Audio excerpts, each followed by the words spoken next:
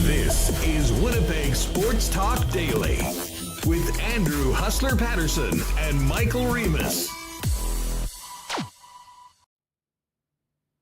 Happy Friday, everybody. What is going on? And welcome to Winnipeg Sports Talk Daily, heading into the weekend, and not just any weekend, Banjo Bowl weekend, and the first full Sunday of NFL action. Great to have you with us. Andrew Paterson, Michael Remis here, and we are packed today with the Banjo Bowl being played tomorrow afternoon here in Winnipeg.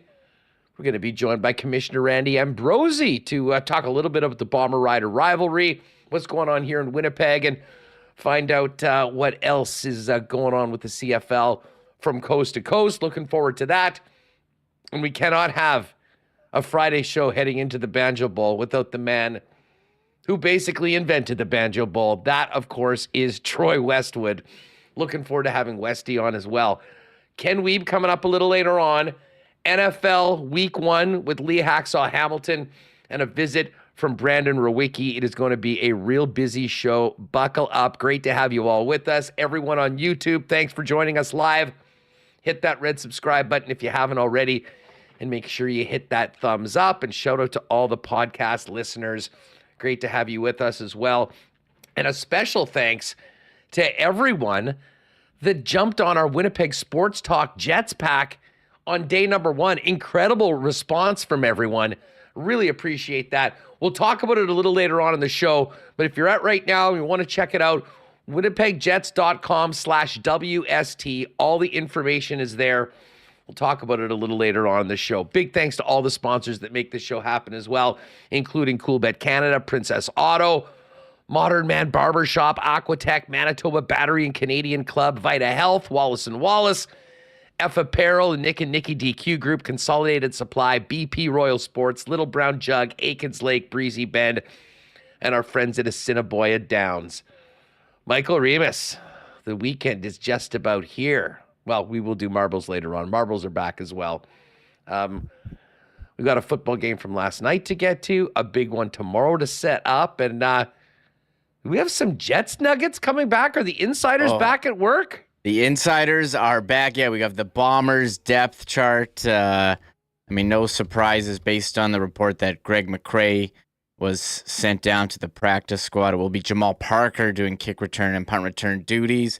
But yes, we did have some Jets news. One, Young Stars roster is out, and I posted a video of you and Murat saying the players you want to see, and the players they listed, the Jets, former first-round picks Lambert, Lucius, and this year's Colby Barlow. However, it's September. The insiders are back from the cottage, back from the lake, and working the phones. And Elliotte Friedman dropped a couple nuggets today on 32 Thoughts. It's been very quiet about Connor Hellebuyck and Mark Scheifele after what? It was supposed to be summer of Chevy. Now, he made the Dubois trade. But every day, we talked about Mark Scheifele, I think, every day in the summer, and it was great.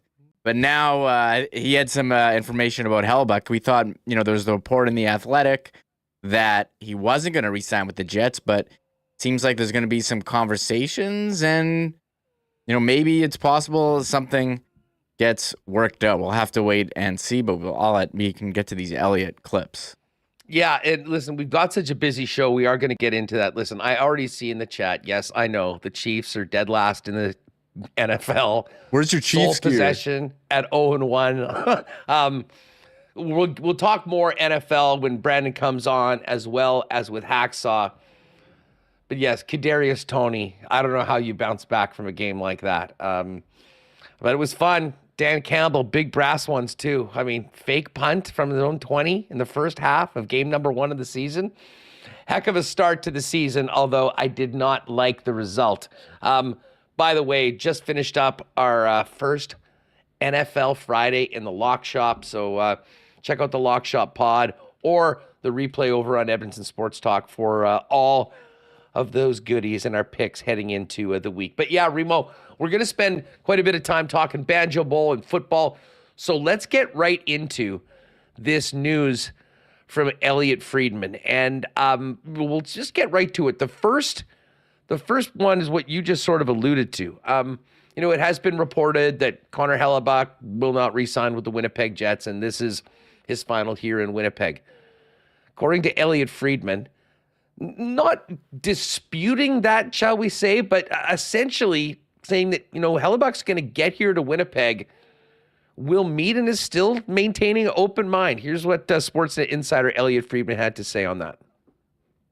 The one thing I've heard interesting about Hellebuyck is I've heard that there's going to be a conversation between Hellebuyck and the Jets whenever he gets there. And the one thing somebody told me is, as the summer has progressed, there seems to be some thought that it's not impossible Hellebuyck could stay there. And, I don't want people to get carried away. Too late, probably. I don't want to say anything with any finality there, but I do think there's going to be a conversation there about, okay, now that it's been a few months and everybody's had a summer to think about things, where are we and what is everybody thinking? And I've just been told that the word on Hellebuyck is he has an open mind and he's prepared to just listen to what they're thinking. All right, so there's Elliotte Friedman. That's an interesting report. And listen, I'm here for it. I know, I've maintained for a long time, I think Connor Hellebuyck's the best player that wears a Winnipeg Jets jersey. I think it would be a huge loss if he was to move on. If he is to move on, you hope the Winnipeg Jets can get top value for him. But to me, the best case scenario for Winnipeg is having Connor Hellebuyck stick around beyond this year. For how long? I mean, that is certainly up for discussion. Do you do a super long max 8-year deal, higher term, shorter deal? Up for all the discussions. But I'm just happy to hear Elliotte saying that could potentially still be on the table. And, certainly I think that'll change some of the discourse and maybe the narrative around Hellebuyck going into the season, if in fact there is an open mind about that. Remo, grab clip number 4, because 2 and 3 I think we'll play a little later on when Ken's on with us, and we can get into that a little bit more. He'll have some great insight on that. But that's the latest on Hellebuyck, according to Elliotte Friedman. Friedman also touched on Mark Scheifele's situation heading into training camp in the upcoming season. Scheifele, I don't know. I'm not as sure about that one. Again, the one thing I would just say about Scheifele is I think the Jets know internally that centers are hard to find. They thought and they hoped that Scheifele and Dubois would be their center duo for a long time. Oh, yeah. Dubois is gone. And I think this is a very fair question for the organization to ask. I have heard that they have kind of indicated if they go from Dubois and Scheifele to no Dubois and Scheifele, they better make sure if they're making that trade, they get a replacement. So, I think that's a very fair thing for them to think of. All right, so there's Elliotte Friedman on Scheifele's situation. And I mean, at some point, whether it is now, early in the season, at the trade deadline, if Mark Scheifele is no longer a Winnipeg Jet, there's some big choices, for Kevin Cheveldayoff as to what they're demanding. Right now, as this team, with Connor Hellebuyck presently on the squad, wants to contend, wants to be a playoff team, wants to have an opportunity to get into the playoff tournament and see what happens. If they do make a deal early on, according to Elliotte, they're going to need some replacement at that center hole. And I don't think that's necessarily news, Reem. I mean, we have definitely heard that throughout the summer, that the Winnipeg Jets aren't looking to just trade these players all for future assets and whatnot. And it's very clear that, already having lost Dubois, Been a lot of talk about, what's happening in the 2-hole. If Mark Scheifele is no longer a Winnipeg Jet at some point, it does leave a massive hole up front in that top 6, and they're going to have a plan to fill that hole if they do want to maintain being competitive this season. It seems like the Jets do want to maintain competitive. The talk we heard all season or all off summer was, they want to get players who can play in the lineup and help them continue to try and win. And they certainly did that with the Dubois trade, getting Gabe Vilardi as the centerpiece, but 2 other players in Alex Iafallo and Rasmus Kupari can certainly help. And Neil Pionk on this show yesterday had some great insight on his former college teammate, Iafallo. So, imagine going from, you've got these 2 number 1 centers, 1-2, Scheifele, Dubois, to, not Scheifele and Dubois. Well, who's going to play center? And the biggest conversation now, since the Dubois trade, is, well, who's the Jets' number 2 center? And it twisted Ken into an 18-minute answer on it a couple weeks ago. So I'm not sure what they're going to do. They're certainly in a tough spot. I think maybe you could work out an extension with one of them because they just seem to be married to each other, and a lot of teams don't have the flexibility that the Jets would. So Connor Hellebuyck, he's a game breaker. He's one of the top goalies in the league. But the conversation has been for us, do you want to pay a goalie who's 30, long-term deal? And you're kind of seeing now, you saw Jake Sanderson yesterday just finish his rookie season, get an 8-year deal, and teams are now realizing, hey, you want to lock up the guys, during or after their ELCs, not, when they're finally eligible for free agency. So these 2 contracts, I think, will be fascinating what happens in the offseason or maybe during the season. We'll have to see. Yeah, no doubt about that. You know what? We'll pick this up with Rewucki as well as Ken Wiebe a little bit later on in the program, but we do have Commissioner Randy Ambrosie coming up as well as a Banjo Bowl Eve visit of the one and only Troy Westwood. Listen, before we get to the commissioner, and again, we will talk more about our Winnipeg Jets pack that we launched yesterday, if you missed it, a little later on when we get back into Jets talk with the fellas. But before we bring in the commish, a big thanks to Modern Man Barber Shops. Now with 8 locations in Winnipeg, including the 2 newest locations in Winnipeg, Pembina Highway, right by Bishop, and out on the east side on Plessy Road. Modern Man has you covered, fellas, with a variety of grooming services, including great haircuts, beard shaping, shaves, color services, and more. You can make an appointment and book your look via modernmanbarber.com and give them a follow on Instagram as well at Modern Man Barber Shops. Well, pool season, unfortunately, is coming to an end, at least of the outdoor variety, but you can make plans on 2024 to take the plunge with Aquatech at aqua-tech.ca. But right now, maybe it's time to think about your home. Are you ready to enhance your kitchen, bathroom, or even add a man cave to your home?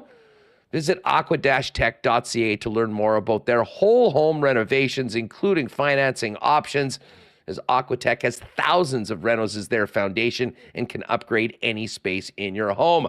Again, pop into Aquatech to discuss more or check them out online at aqua-tech.ca. Big weekend coming up. Maybe you tailgaters are going to need some batteries to power some great outdoor fun heading into the big game. Of course, there's still some time to take advantage of this great weather, and with that, you need batteries. And Manitoba Battery is the ultimate battery store, featuring the best prices in town, beating the pants off the big box stores, and the best, most convenient service, including free delivery anywhere in the city of Winnipeg inside the perimeter with any purchase over $60. It's really that simple. Head on over to manitobabattery.com and order online, and let Donnie and his great staff give you the best deal in town and send it to you on them. You can also give them a phone call and do the same thing, or pop in and see them in person at Manitoba Battery at 1026 Logan Avenue. And hey, speaking of tailgates, you might want to pop by your local Manitoba liquor marts today to get the great taste of Canadian Club, the official spirit of the Winnipeg Blue Bombers. There'll be plenty of that being poured at IG Field tomorrow as well. And hey, if you're looking for a great addition to the beers in the cooler for the tailgate, why not dive into a little Canadian Club and ginger ale premix cocktail, now available in 473 milliliter cans at liquor marts and at your local beer vendors. And you'll see a lot of those white and green cans, not supporting the Riders, but CC and Ginger's being joined by Bomber fans tomorrow, and of course CC as well. Throughout IG Field is the official sponsor of the Winnipeg Blue Bombers. All right, Westy coming up. Some more Jets talk with Ken Wiebe and Brandon Rewucki, NFL with Hacksaw. But right now, let's welcome in for Banjo Bowl weekend, the Commissioner of the Canadian Football League, Randy Ambrosie. Commish, what's going on? Welcome back to the program. How are you? Yeah, it's great to be on. And they were just off of one of the great Labor Day weekends of all time and had a great start to the season. I'm doing great because there are so many amazing positive signals for our league, and now we're heading into what should be just a phenomenal weekend of football. Oh, there's no doubt about that. Let's quickly go back to last weekend. Especially in the West, a couple absolute barn burners, and I'm sure there's people, the majority of our audience here in Winnipeg, that didn't love the final score. But holy smokes, you got some incredible drama for the television audience and the fans that showed up for those big games on Labor Day weekend. You know, one of the things that made me smile at the end of the game, the Riders Bombers game, is I was walking back to the hotel. I was in Regina, and I was walking back, with a lot of Bomber fans. You know, kind of coming up, on Bomber fans, and boy, I'll tell you, what a great group. And they were, they were all to a person disappointed they lost, but they acknowledged that it is just a spectacular game, and they got to see something special. And you know what? That's one of the qualities of our league that I love the most. You can be a passionate fan, but in the end, you love good football. And you know what it also says? It just, our fans they're football smart. They're football smart. They appreciate good product, and that's what we gave them. It had a little bit of everything. And part of it is, in my opinion, the best rivalry in the Canadian Football League. And I know there's a bunch that will contend for it, but if you were there in Regina on Labor Day weekend, you certainly saw it firsthand. And, as the Banjo Bowl grows as an event, it'll be on full display tomorrow. But that's gotta be so great for the Canadian Football League when you have these annual games. But a legitimate rivalry that's competitive, but also incredibly fun off the field. Yeah, it is. And I think the spirit of it is fun. Look, the people of Regina welcome Bomber fans. And, I was in the festival area before the game, and there were a lot of Bomber fans. I had the pleasure to take a picture with a good big group of Rider fans with their watermelon outfits, and I was standing with, we were jammed in there with a bunch of great Bomber fans, and everybody was welcome.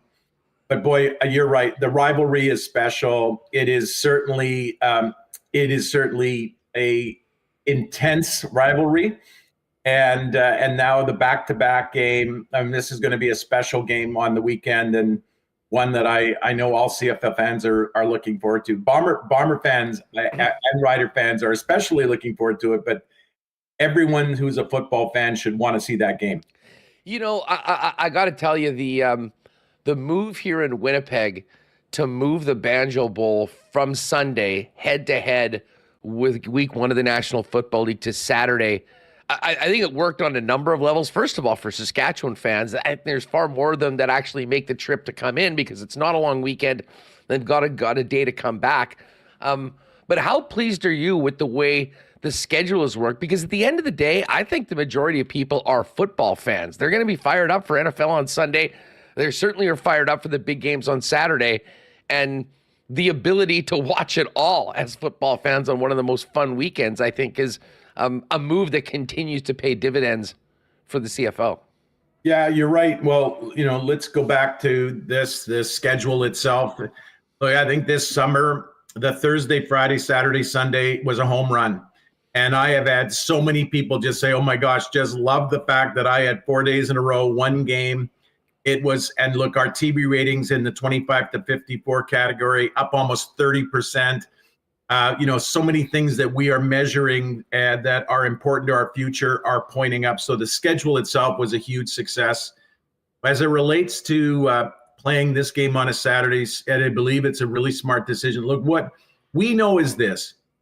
Football fans are football fans. Our product, there are three things: fun, fast, and entertaining. You can watch other football. You watch the CFL because it delivers all three phases of the game: offense, defense, and special teams. You know when the ball is being kicked, whether it's on a kickoff, and you've got a very good chance of something exciting happening. On the punt, you have a very good chance. We have some amazing returners in our league. Everything about our game is fun, fascinating. We want to capture the entire universe of football fans and have them watch us because what we've got is something very special.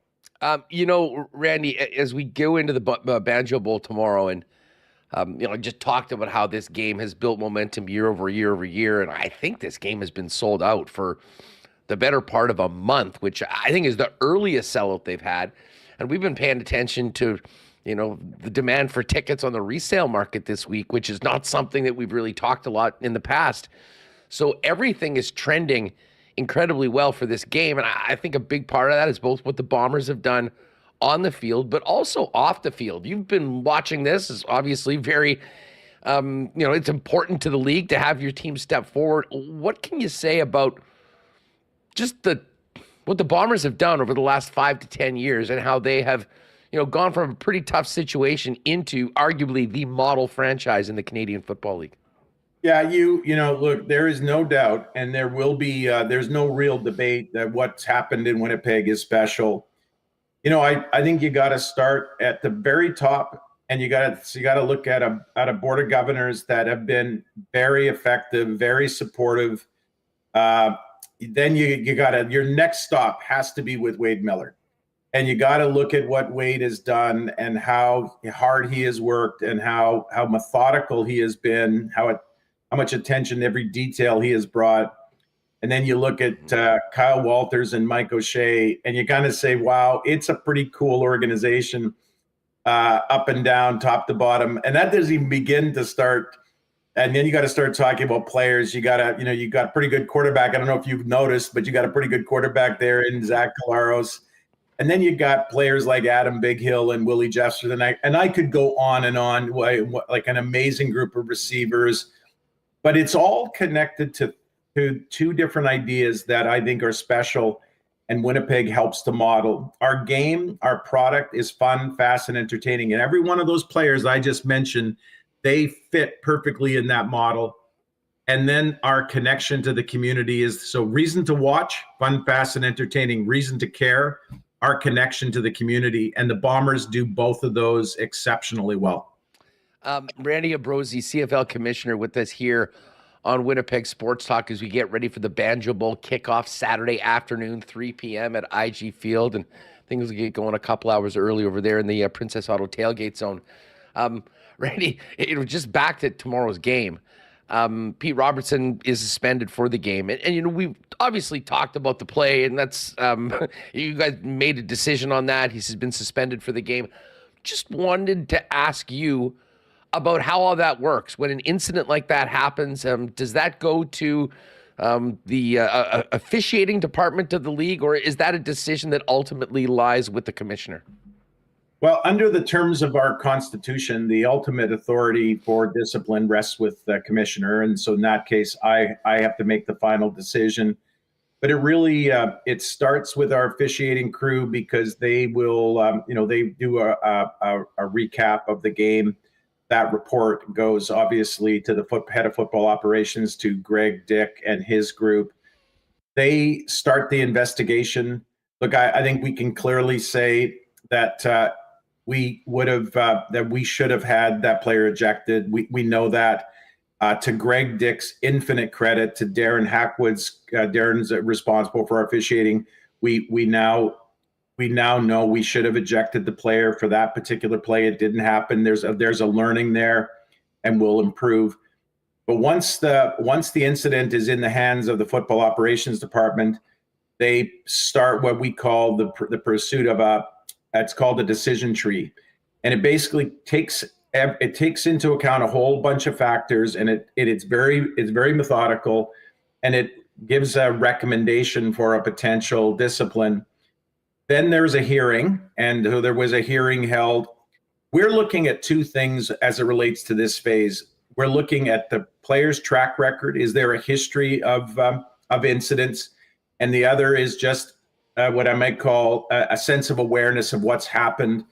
And you can kind of fall into one of two categories, remorse and contrition on one end of the continuum, and I don't have a clue what I did wrong on the other end of the continuum, and then that leads to a recommendation to me, and one that I make the final decision on. The thing that's important is, look, we're not running a kangaroo court here. We apply a lot of discipline and a lot of process to this. Why? Because nobody wants us to act in anger. Nobody wants us to be subject to the vagaries of noise.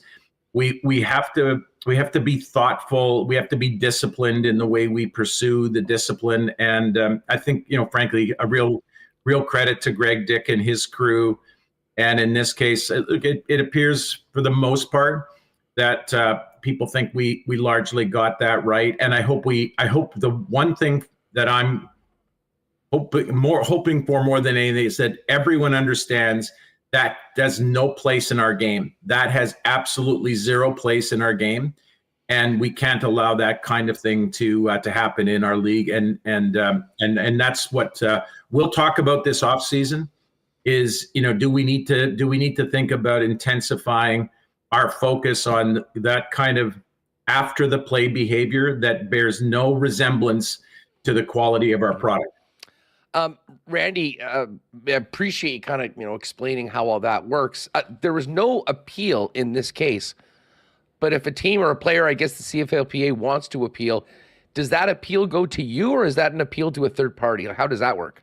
Well, they can actually pursue one of two paths. It can be appealed to an arbitrator, and there can be appeal directly to the commissioner. In this case, no appeal's been filed. Randy, I've got to ask you about the league overall. We've got 9 teams, and I know it's a quest of yours and many people that love this game to get to 10 and have it truly be coast to coast. How was Touchdown Atlantic this year, and what can you tell us about the pursuit of Team 10 out on the East Coast? Yeah, well, Touchdown Atlantic was amazing, and we were so welcomed. And there was a remarkable atmosphere in Halifax and all over the Maritimes that during that week. And, again, both the Riders and the Argos did an amazing job of representing our league as the two opponents in that game. Look, there's a lot of really positive things going on in Atlantic Canada as it relates to our game. Ultimately, I think we've made real progress. We are having conversations that lead me to believe that there's a real chance that we can get this done. But, football fans know that you can, if you're down by 6 and you're marching the ball, you can get all the way from your 20 to the red zone. But if you don't score, you don't score. So this is one of those times that, close. How does that phrase go? Close only counts in horseshoes and hand grenades. Yeah. Is that the right expression? So close isn't what we're looking for. Done is what we're looking for. And I'm optimistic. I'm hopeful. We're certainly talking to the right people. And now we got to see if we can take that next big step. Randy Ambrosie's with us. Randy, you kind of touched on this briefly when we were talking about the schedule, but I wanted to dive into it a little bit more. I mean, takeaways from the first, 2/3 of the season. But if you could start with the TV results, ratings that you've got, what was a really interesting move. I know we haven't had any Sunday games here in Winnipeg, but it sure has been fun to watch them on the tube. How have things gone with your TV partners this year and the ratings for people tuning into CFL football? Yeah, well, I was with Stu Johnson, the president of TSN, just about 10 days ago, and it was a really nice time to be together because we spent considerable time just talking about just how spectacular the ratings have been, how great the product has been. The games have been fun, fast, and exciting and entertaining. I think that, there's a lot of reason to feel really good. Look, again, you have to step back from it all and say, look, the real credit always begins with our governors who even through the pandemic and those more difficult days, were thinking about the future of the league, and they were making investments in in our business, investing in our ability to reach out to fans, to connect with fans. You yourself, here we are on the show. Think about how much the media has changed. So we haven't taken a back seat to the media change.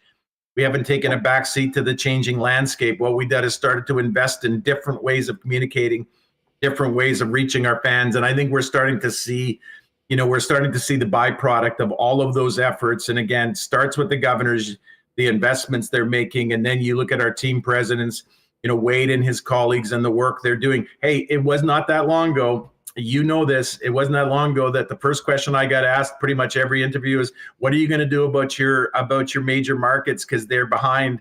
And all of a sudden today, here we are. Pierre-Karl Paladot joins the family this winter. And what an amazing thing that is to have Pierre-Karl in Montreal and then, go across to BC and what Amar Doman, is doing there. And then Toronto. And there's an energy in Toronto. If you watched that game a week ago, last Friday, that game, Calgary-Toronto, was spectacular. There was a much bigger crowd. There's a lot of energy there. They just signed their contract to a long-term contract. I'm thinking, boy, a shout out to Bill Manning, a shout out to Chris Schufeld, a shout out to Michael Clements, a great coaching staff, and a great team. There's good things happening across the country, but our major markets are now, really heading in the right direction. So, boy, there's lots of reasons to get up and smile these days. Listen, I think everyone that, that loves this league and wants it to be healthy is happy to see things getting better. And listen, as much as we in Winnipeg love to see the Edmonton team that was so good for so long lose a bunch of games, it was concerning, to see kind of the direction of where that team was. But it's amazing what a couple wins will do, huh? We had Dustin Nielsen who was doing the game, and obviously I do a lot of work with him. He said that, when the Elks finally won that home game and that, that streak that went on forever, he said that was like a real special moment. And all of a sudden you've got a talented young quarterback there, a little bit of belief going forward after such an unfortunate time for that franchise. And I'm sure from your perspective, a healthy Edmonton Elks team, very important for the CFL. Well, it sure is. And it's not just Edmonton. Look, what is this: not everyone's going to win the Grey Cup in a year. It's one team is going to win and 8 teams aren't. Where you get frustrated or a little concerned is when teams have, not just disappointing records, but terrible records. And that if they do that more than one season in a row, that starts to, weigh on the fan base. Look, I think in Edmonton, what's really cause for optimism. It's a big fan base, but they also have an expectation for a certain level of performance. That's what happens when you're the city of champions, right? As they were long noted. But it's also a sports town, a lot like Winnipeg. It's a sports town. They love their sports, but they have a high standard of expectation there. So look, Rick Lawlisher's in the seat now. I'm really happy to see Rick there. Tom Richards as the chair of their board. There's a lot of really good things happening. And then you nailed it, young, phenomenal quarterback Trey Ford, and you got that reason to believe. That's a powerful combination. Well, not to mention young, but a Canadian quarterback too. And we saw what Nathan Rourke did last year. That's one thing that we didn't see for a long, long time in this league. And I think it certainly bodes well for the future of the CFL. Commissioner Randy Ambrosie is with us. Randy, what are the challenges right now? We've talked a lot about the real positives. I know that there was, the stats issue was something I'm sure that kept you up at night at times. When you look at, going back to work next week, what are the things that you're focused on improving, or maybe your goals for the rest of this year? Yeah, well, look, it's about executing on our plan, and really that's what the board of governors are holding me accountable for. Is we have a business plan, and they want us to deliver on that plan. I'm really pleased with our working relationship with this. Is an amazing board. They have set high expectations for us. I hold myself and our team accountable to those, to the plan that we've got in front of them. I think there's a really healthy relationship, a really positive relationship there. So you get up every day, you look at our strategy, you look at the business plan, you look at the goals that we set for the year, and are we on track? Where do we need to improve? We try to take a very disciplined approach to making sure we're doing the things that are going to give us the greatest chance for success. But some of what keeps me up is not what we know, it's what we don't know. It's the world is in a state of change. Look, for example, at the issue of air quality. Wasn't that long ago, the idea that you may or may not be able to play a game or hold a practice because you got smoke in the air was not something that we thought about. And all of a sudden it's become a more common occurrence. And we're having to learn. I think that's the lesson is how do you stay ahead of the curve? How do you learn? How do you follow best practices? How do you create best practices? So, there are definitely things that we need to continue to work on, but I wake up every day. I'm so lucky. I feel blessed to work with an amazing group of people. I think about Wade and what he's done in Winnipeg, but Wade's got 8 other great colleagues around the country, great group governance. And then you know what? I think it is the funnest, fastest, most entertaining brand of gridiron football in the world. The funnest, fastest, and most entertaining. I believe that's what we have, and I think everybody who likes football anywhere in the world should want to be a CFL fan. Well, and you know what? If people haven't seen the CFL, hopefully they'll see the scene tomorrow in Winnipeg, because that will be the definition of fun, I think, both on and off the field. Commissioner Ambrosie, thank you very much for doing this. Enjoy Super Saturday tomorrow in the Canadian Football League, and hopefully we can catch up a little later on closer to the Grey Cup. I'd like that. All right, have a great one. Thanks. I won't be there in person, but I will be there in spirit. But I will be in front of my TV watching every moment of it. So, best wishes to you and all of all the Bomber fans. It's going to be a special weekend.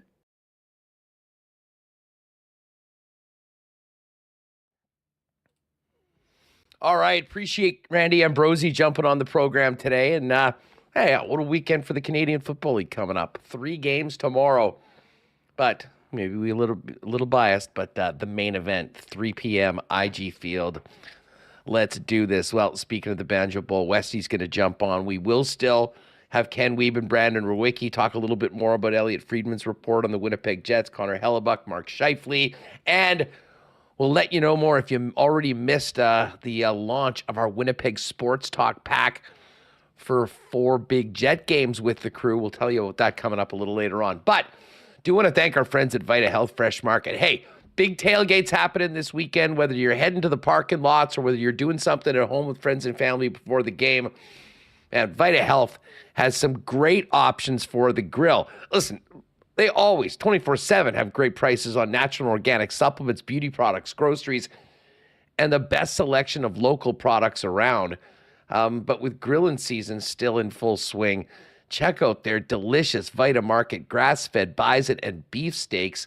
And speaking of tailgates, I know everyone's going to be grabbing their 1919s or their CC and Gingers, but Vita Health has some of the best options for non-alcoholic drinks as well, with things like Sober Carpenter beer, Santa Cruz lemonade, and more. They've got so much more. And don't forget, local delivery right now is free using the discount code LOCALSHIP. A fully shoppable website at myvita.ca.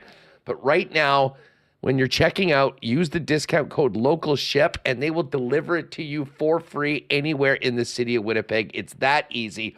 Vita Health Fresh Market, empowering people to lead healthy lives.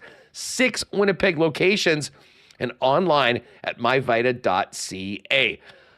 Wallace & Wallace is Winnipeg's fencing and overhead door specialist, serving residential and commercial customers since 1946. If your property needs the security and protection of a new fence, they have you covered with pretty much any kind you could possibly need. Vinyl, ornamental, welded wire, chain link, or wood. And obviously the leaders in temporary fencing needs as well. And guys, if it's time to replace your garage door, they've also got Winnipeg's largest selection of overhead garage doors. Simply give them a call at 452-2700. The Wallace & Wallace team will arrange a time to come out and give you a free estimate. You can also visit them at wallacefences.com or pop down to their showroom on Lawson Crescent off of Kenniston. Well, this weekend, we'll all be throwing on the blue and heading down to the park. But what are you wearing when we come out of the weekend? Fellas, if you're checking your closet and you realize you need to raise your game when it comes to menswear, you got to pop down and see the fellas at F Apparel, Winnipeg's leaders in custom menswear, including custom suits beginning at $400, along with chinos, golf pants, custom shirts, both tucked and untucked styles, and an incredible selection of menswear accessories. In a wedding, planning the big day, talk to F about getting the fellas done up and looking great for the big day in suits that they'll keep afterwards and continue to wear with a 15% discount for wedding parties. Pop by and see him at 190 Smith Street downtown. Find out more online or make an appointment at EPHapparel.com. And hey, victory blizzards after the Banjo Bowl tomorrow? I hope so. And you can always pop by with the family and get those great summer blizzard flavors and those amazing stack burgers as well at any of the 4 Nick and Nicky DQ locations. DQ Northgate, DQ Polo Park, DQ St. Anne's, DQ Niverville. And if you're in Niverville, check out their new Pita Pit, which just opened last week. And if you've got catering needs, you can hit them up at Pita Pit Niverville. All right, Ken Wiebe coming up, Brandon Rewucki as well. But we can't have a Banjo Bowl show without bringing in the guy that, well, made the joke that started it all. Let's welcome in Troy Westwood to Winnipeg Sports Talk. Westy, what is up, my man? It is great to have you back on Winnipeg Sports Talk. Yeah, great chatting with you, brother, and continued success to you. You guys are doing great. Well, listen, it's great to have you on. Thank you very much. What is this week like? I mean, Bombers, Riders, nobody knows this rivalry better than you. There's been ups and downs for both teams over the course of the last 20 years, but I mean, what a game. Unfortunately, didn't end for the good guys last week, but this game's been sold out for a month. I mean, where are you at right now as we get into the rematch between these two teams? I mean, first and foremost, I mean, this rivalry, I'm not sure. This is a high point. It continues to get better, it seems. Yeah, it's truly one of the special rivalries, huh? And it is maybe even more glorious than I recall it being for my dad and my uncles in the 70s and listening as a kid to their bus trips and all that sort of stuff. Yeah, it's magical. And for me, it happens the week of and leading up to the Labor Day game when just by chance seeing somebody in a Safeway shopping line with a Roughriders hat on and they had something a little bit crude to them and them coming back and the beacon back and forth and the glances and things like that. It's just so much fun, man. It's truly a sacred sort of 2-week period of each year as it goes by. You know, I mean, listen, there might be some people newer to the show or younger viewers or listeners that don't entirely know all the history. Just because it's one of the best stories ever, take us back to that infamous interview that in some ways started off the legend of the rematch and the Banjo Bowl. Yeah, so real quick, we were playing in BC. I was sitting eating breakfast with Bob. I read an article that one of their sports writers wrote calling us from the Bombers banjo picking and Reds coming into BC to play, and we laughed about it and stuff like that. And then just up in my head, it started brewing a little bit. And with my mom's family being from Saskatchewan, the back and forth Labor Day, bet my grandmother $1 every Labor Day Classic and all that sort of stuff. It's in my DNA. So I borrow that phrase. And before one of the games, I'd always be beaking their fans and stuff like that, having fun with it. Call their fans banjo picking inbreds before Labor Day game. It didn't, it hardly registered. Nobody cared. And then I started concocting this sort of quote in my head that I thought it just would be funny to say. And I said, Bob, hey, I got this quote in my head. What do you think of this? And Bob said, do not say that. Bob Cameron, the legendary Bob Cameron, said, do not say that, man. It'll be on the cover of every paper right across. Do not say it. And I just thought it's too funny. So, maybe a little bit misguided before a playoff game, but I'm just talking to the fans of the Riders. I'm just having fun with that sort of thing. And I gather everybody together and say, hey, I I called the fans of the Saskatchewan Roughriders a bunch of banjo picking inbreds before the Labor Day game. I would like to offer an apology for that. I was wrong in making that statement. The vast majority of people in Saskatchewan have no clue how to play the banjo. And then, of course, it blows up, right?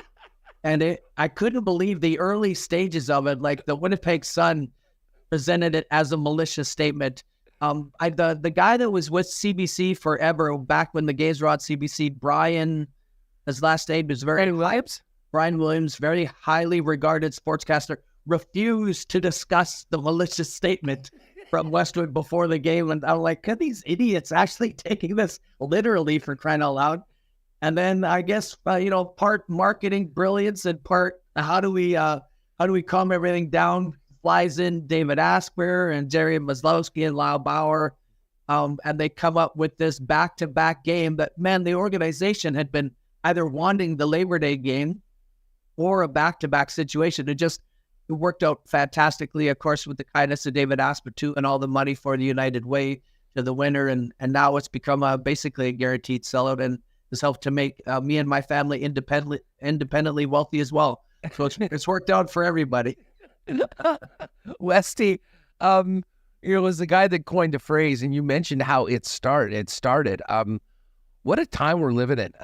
You as a Bomber legend, but just Bomber fans, this game's been sold out for a month. People are trying to do whatever they can to get tickets on the resale market for this game. It's a special time right now for this organization. And I think tomorrow afternoon at IG Field will be the best example of that we might see all year.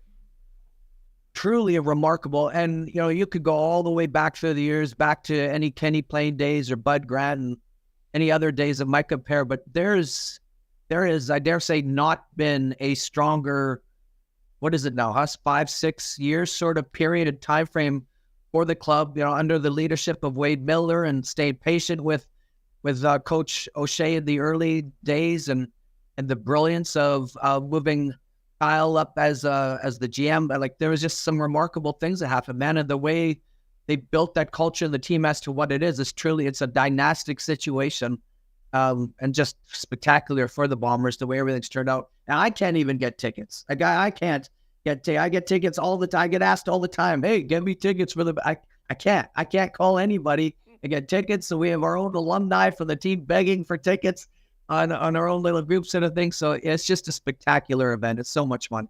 What did you think about the game last Sunday? Obviously, it didn't end up with a Bomber win, but that had a lot of bite to it. And it was in a lot of ways a quintessential Labor Day game.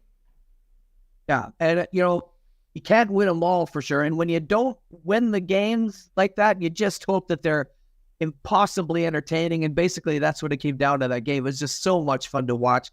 Arguably the two most beautiful stadiums in the CFL right now, maybe, with Winnipeg and Regina. So the ambiance of it and that sort of thing was spectacular.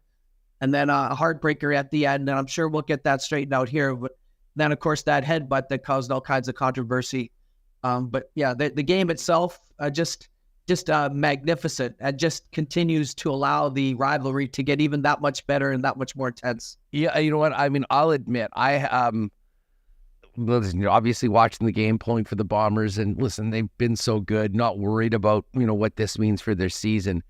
But I understood why Zach in particular, was so pissed off after the game. Like, it's one thing, that was maybe the stupidest penalty I've ever seen. Handing 4 points over to the Bombers at a crucial time in a close game in the fourth quarter. But I think the anger from the Bombers is that they let Saskatchewan off the hook. That's the sort of gift wrap thing that the Bombers say, thank you very much, go take the win and leave. And it didn't happen. What do you think that does to the Bombers' focus and MO when it comes to 3 o'clock on Saturday afternoon? And maybe this is one of the characteristics under the leadership of Mike O'Shea that we've seen for the Bombers, where they do such a spectacular job of any sort of adversity, disappointment, that sort of thing. They learn from it and move on. It's such a hurry, whether they blow out a team or have a tough loss like that. And then good luck coming back to Winnipeg in a situation like that against such a wicked veteran-laden, rich squad like that. So you know dang well, right? These guys always, week after week, operate at such a spectacular level. And whatever that fine little percentage there with professional athletes that give just the slightest of edges, it's dang well they're going to be tuned up something fierce for this one. And I got to address that headbutt real quick, okay? I don't understand how, in the love of God, you have a command center, right, that witnesses that and allows things to continue on. I don't understand. Not long after that, they took 5 minutes to review a play on the field. The command center witnessed that headbutt. If you have such a tool at your disposal like that, what in the hell are you doing sleeping at the wheel, allowing that guy to stay in the game at that point in time? It's just absolutely ridiculous.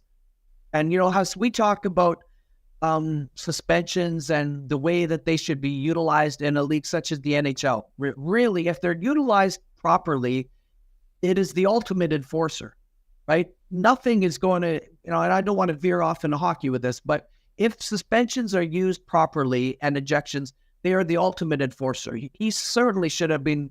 The CFL I don't even think they've issued a statement or anything like that, which they should have, that, hey, they missed that, and how you can miss it with command centers beyond me. But then also, I right after the game, or right after that incident, says, hey, that should be a 1-year suspension. I'll admit that was a little bit coming in hot sort of thing, right? But should it be 2 or 3 games? You're damn right it should be. You cannot have, and more than any other position, I don't like doing this, but the CFL, the NFL, any and all football leagues, you have to go out of your way to protect the quarterback. And let's push aside the fact that Collaros is coming out off of a neck injury. Is that what they called it? Right? The guy's got concussion concerns in the past. That I'm going to go right away to, I was really worried about the head situation and what happened a couple weeks before that. But to headbutt a quarterback has to be completely unacceptable. So a 1-game suspension to me is absolute minimum. It should be 2 or 3 games. And then that completely will eradicate the possibility of a D lineman being an absolute idiot like that and serving up a headbutt like that. It was just, the CFL has got to get better in general at protecting quarterbacks. And certainly how they missed that to let that guy in the game ongoing was ridiculous. Well, I mean, listen, there's that. And I'm not sure whether the command center has the authority to kick guys out. They were the ones that put the penalty in. I mean, how's 7 officials on the field and no one grabbed for the laundry when that happened? To me is the biggest thing. But you know what? We actually just had Randy Ambrosie on, and I asked him about just how that sort of discipline is laid out. Like, I wasn't sure whether it was the officials that do it, whether it eventually comes down to him. And it is the final say of the suspension is his. But it was interesting to hear him sort of lay out the process of getting to that point. And, I think 2 things went in Pete Robertson's, a favor in this. First of all, he'd never done anything like that before. I mean, it was the first time. And the other side of it was that he basically copped to it. I mean, there was no excuses. As much as Rider fans and certain members of the media on the other side of the border were saying, well, what did Zach say to him? Like trying to somehow make a reason to think that accepted. He said it was an absolutely stupid thing to do. And that's the thing. I mean, the Bombers, they're so good at making teams pay for those stupid mistakes. And that's my biggest regret, that didn't cost them the game, because it really should have. And in most cases, when Winnipeg's on the other side, you give them an opportunity to do that, Troy, and the Bombers will make you pay where it really counts, and that's the scoreboard.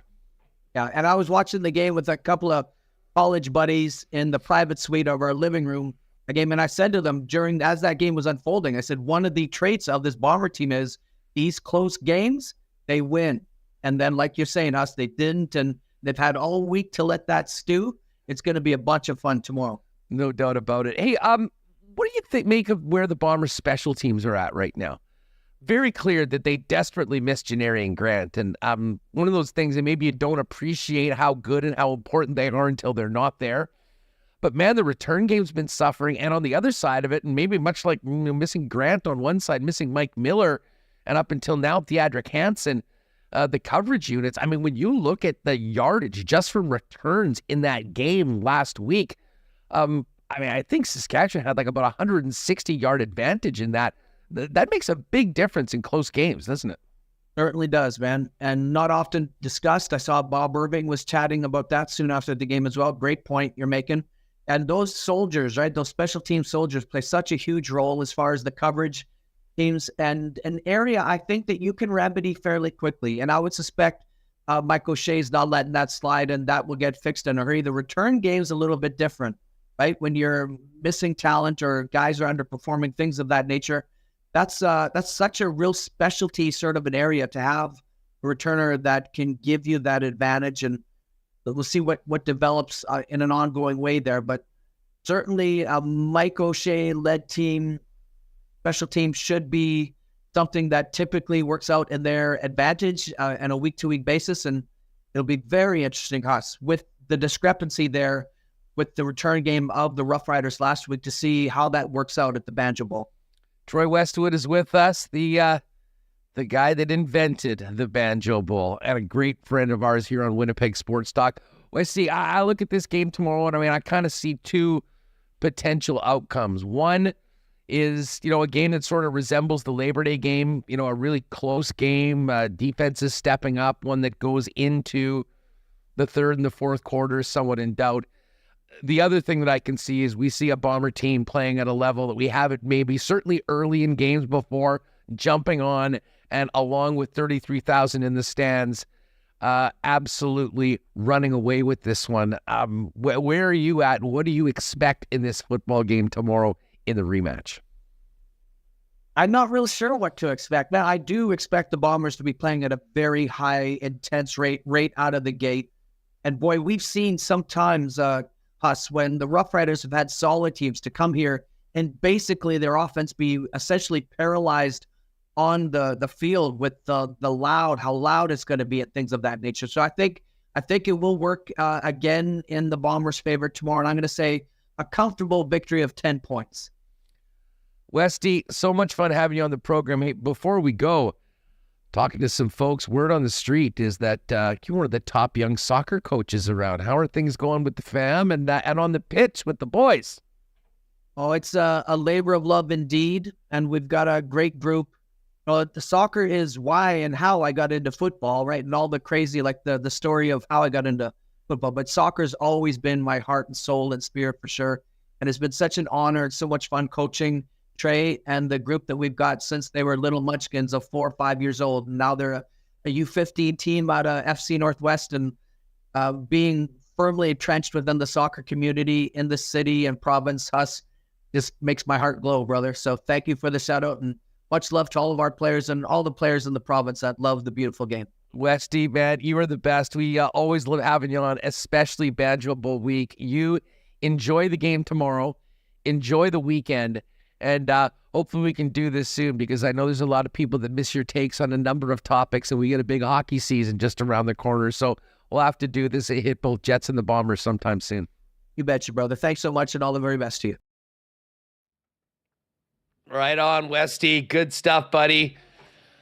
Banjo Bowl tomorrow, 3 p.m. And speaking of Bomber legends, like Troy Westwood, another one, the man of the fur coat, Chris Streveler, in town tomorrow. Princess Auto Tailgate, 1:30 to 2:30. I believe the Strev is doing an autograph signing, so make sure to head down there. Princess Auto Tailgate zone. I remember the Princess Auto Tailgate before last year's Banjo Bowl was as great of an atmosphere as I think I've ever seen outside IG Field. That gets ramped up tomorrow. Of course, Princess Auto, proud sponsors of the Bombers and Winnipeg Sports Talk, and the place where you'll find the best deals on the most unique assortment of tools and equipment around. Everything you need to complete the projects on your list or start something new at Princess Auto. Check them out. Visit them in store. 2 Winnipeg locations, Panet Road, Portage Avenue West. You can always shop online 24/7, 365 at princessauto.com. The gang over at Consolidated Supply, they'll be busy tomorrow afternoon. I'm sure all out supporting the Bombers in blue. But 7 days a week, Consolidated Supply are the leaders in irrigation systems, artificial turf, golf carts, and club car vehicles, both for commercial and personal use. And they've got other great options for your property, including hot tubs and amazing outdoor kitchens. And of course, they're also the leaders in small engine parts and repair. Whether it's personal for your home or for your business, there's so much consolidated supply can do for you. Pop by and see them at their showroom, open to the public, 1395 Niagara Road East, or find out more online at cte.ca. Well, I shout out to my pal Greg from Royal Sports. We watched the game last night. Yes, he was on the Lions. He was giving it to me all night. But that beautiful Super Bowl champions hat I had yesterday, of course I got it Royal. Royal has so much great NFL gear just in time for kickoff on Sunday. And before we get to Sunday, it's Saturday in the Banjo Bowl. And if you need to get some sweet Bomber gear before tomorrow's game, get on down to Royal Sports at 750 Pembina Highway as well. Thousands of pieces of Jets merch just in time for training camp in the upcoming season. And of course, with hockey here for 40 years, family owned, the hockey superstore in Winnipeg. And it's all in one spot, the one and only Royal Sports, 750 Pembina Highway. Follow them on Instagram as well at Royal Sports Pembina.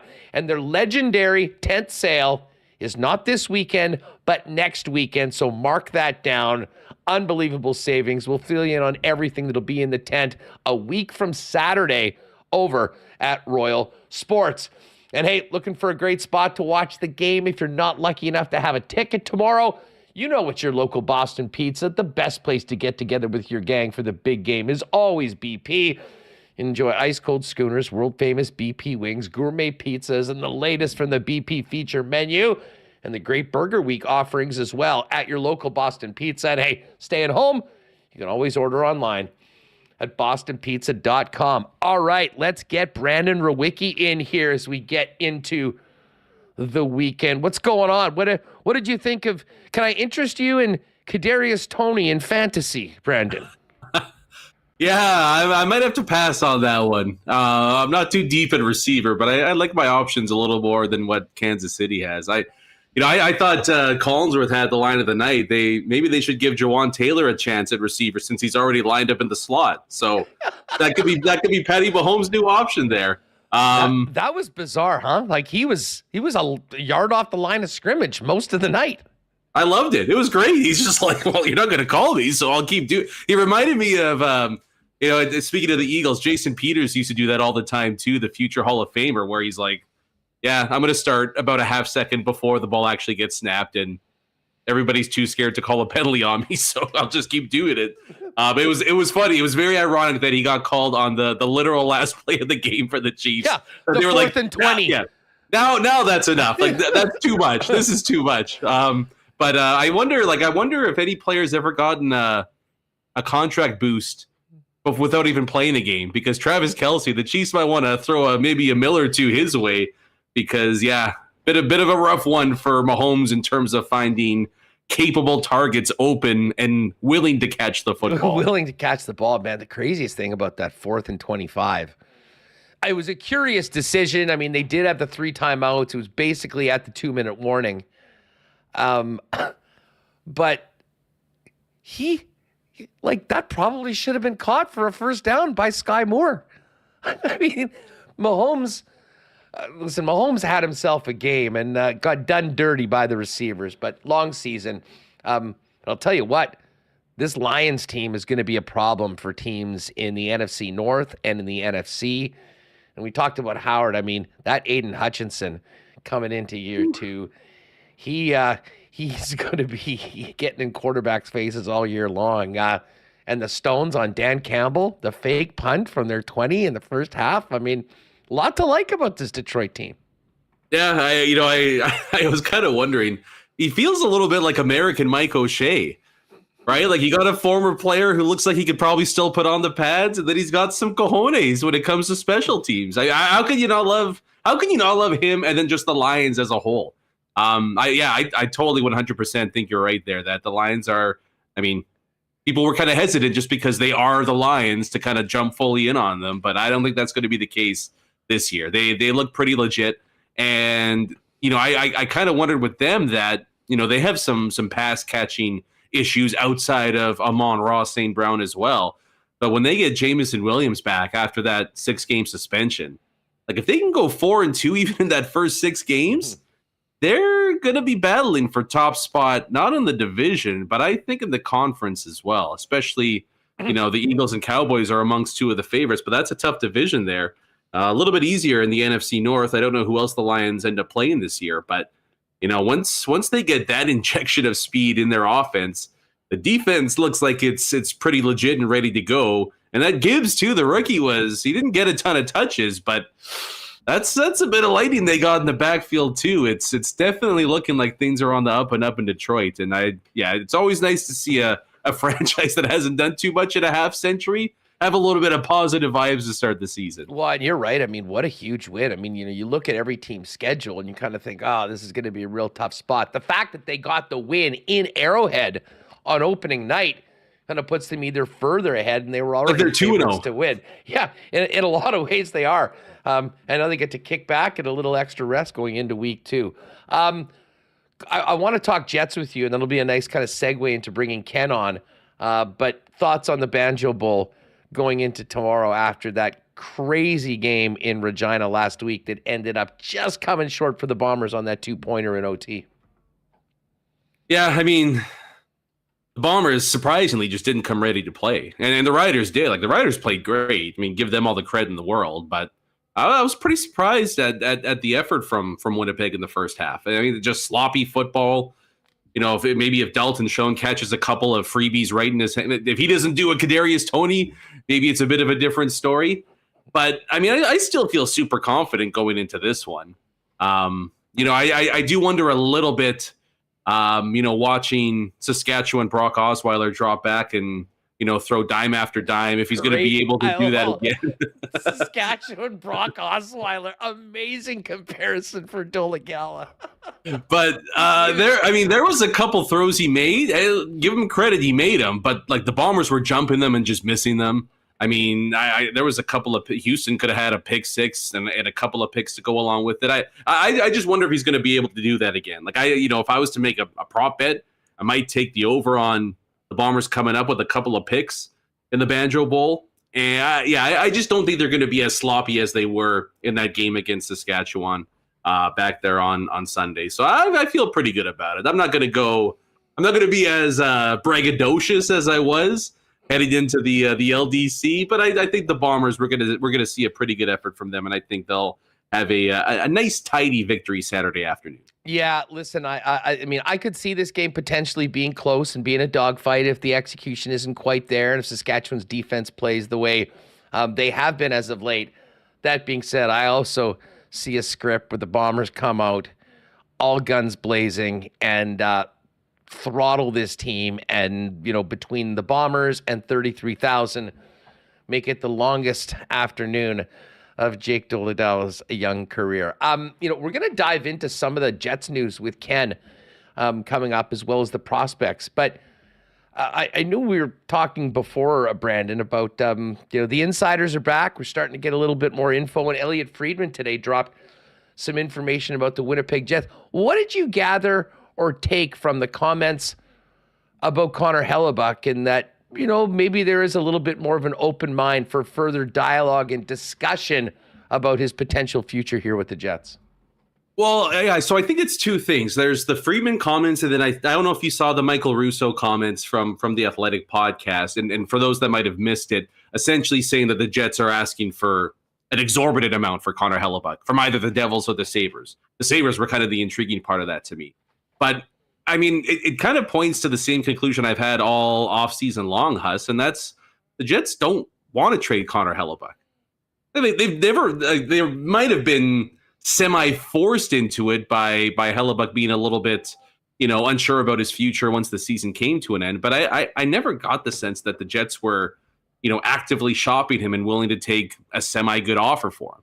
I think it was along the lines of, look, if you guys want to give up a big-time young roster player and some picks and prospects, maybe then we'll consider it. But this isn't a trade for the sake of just making a trade.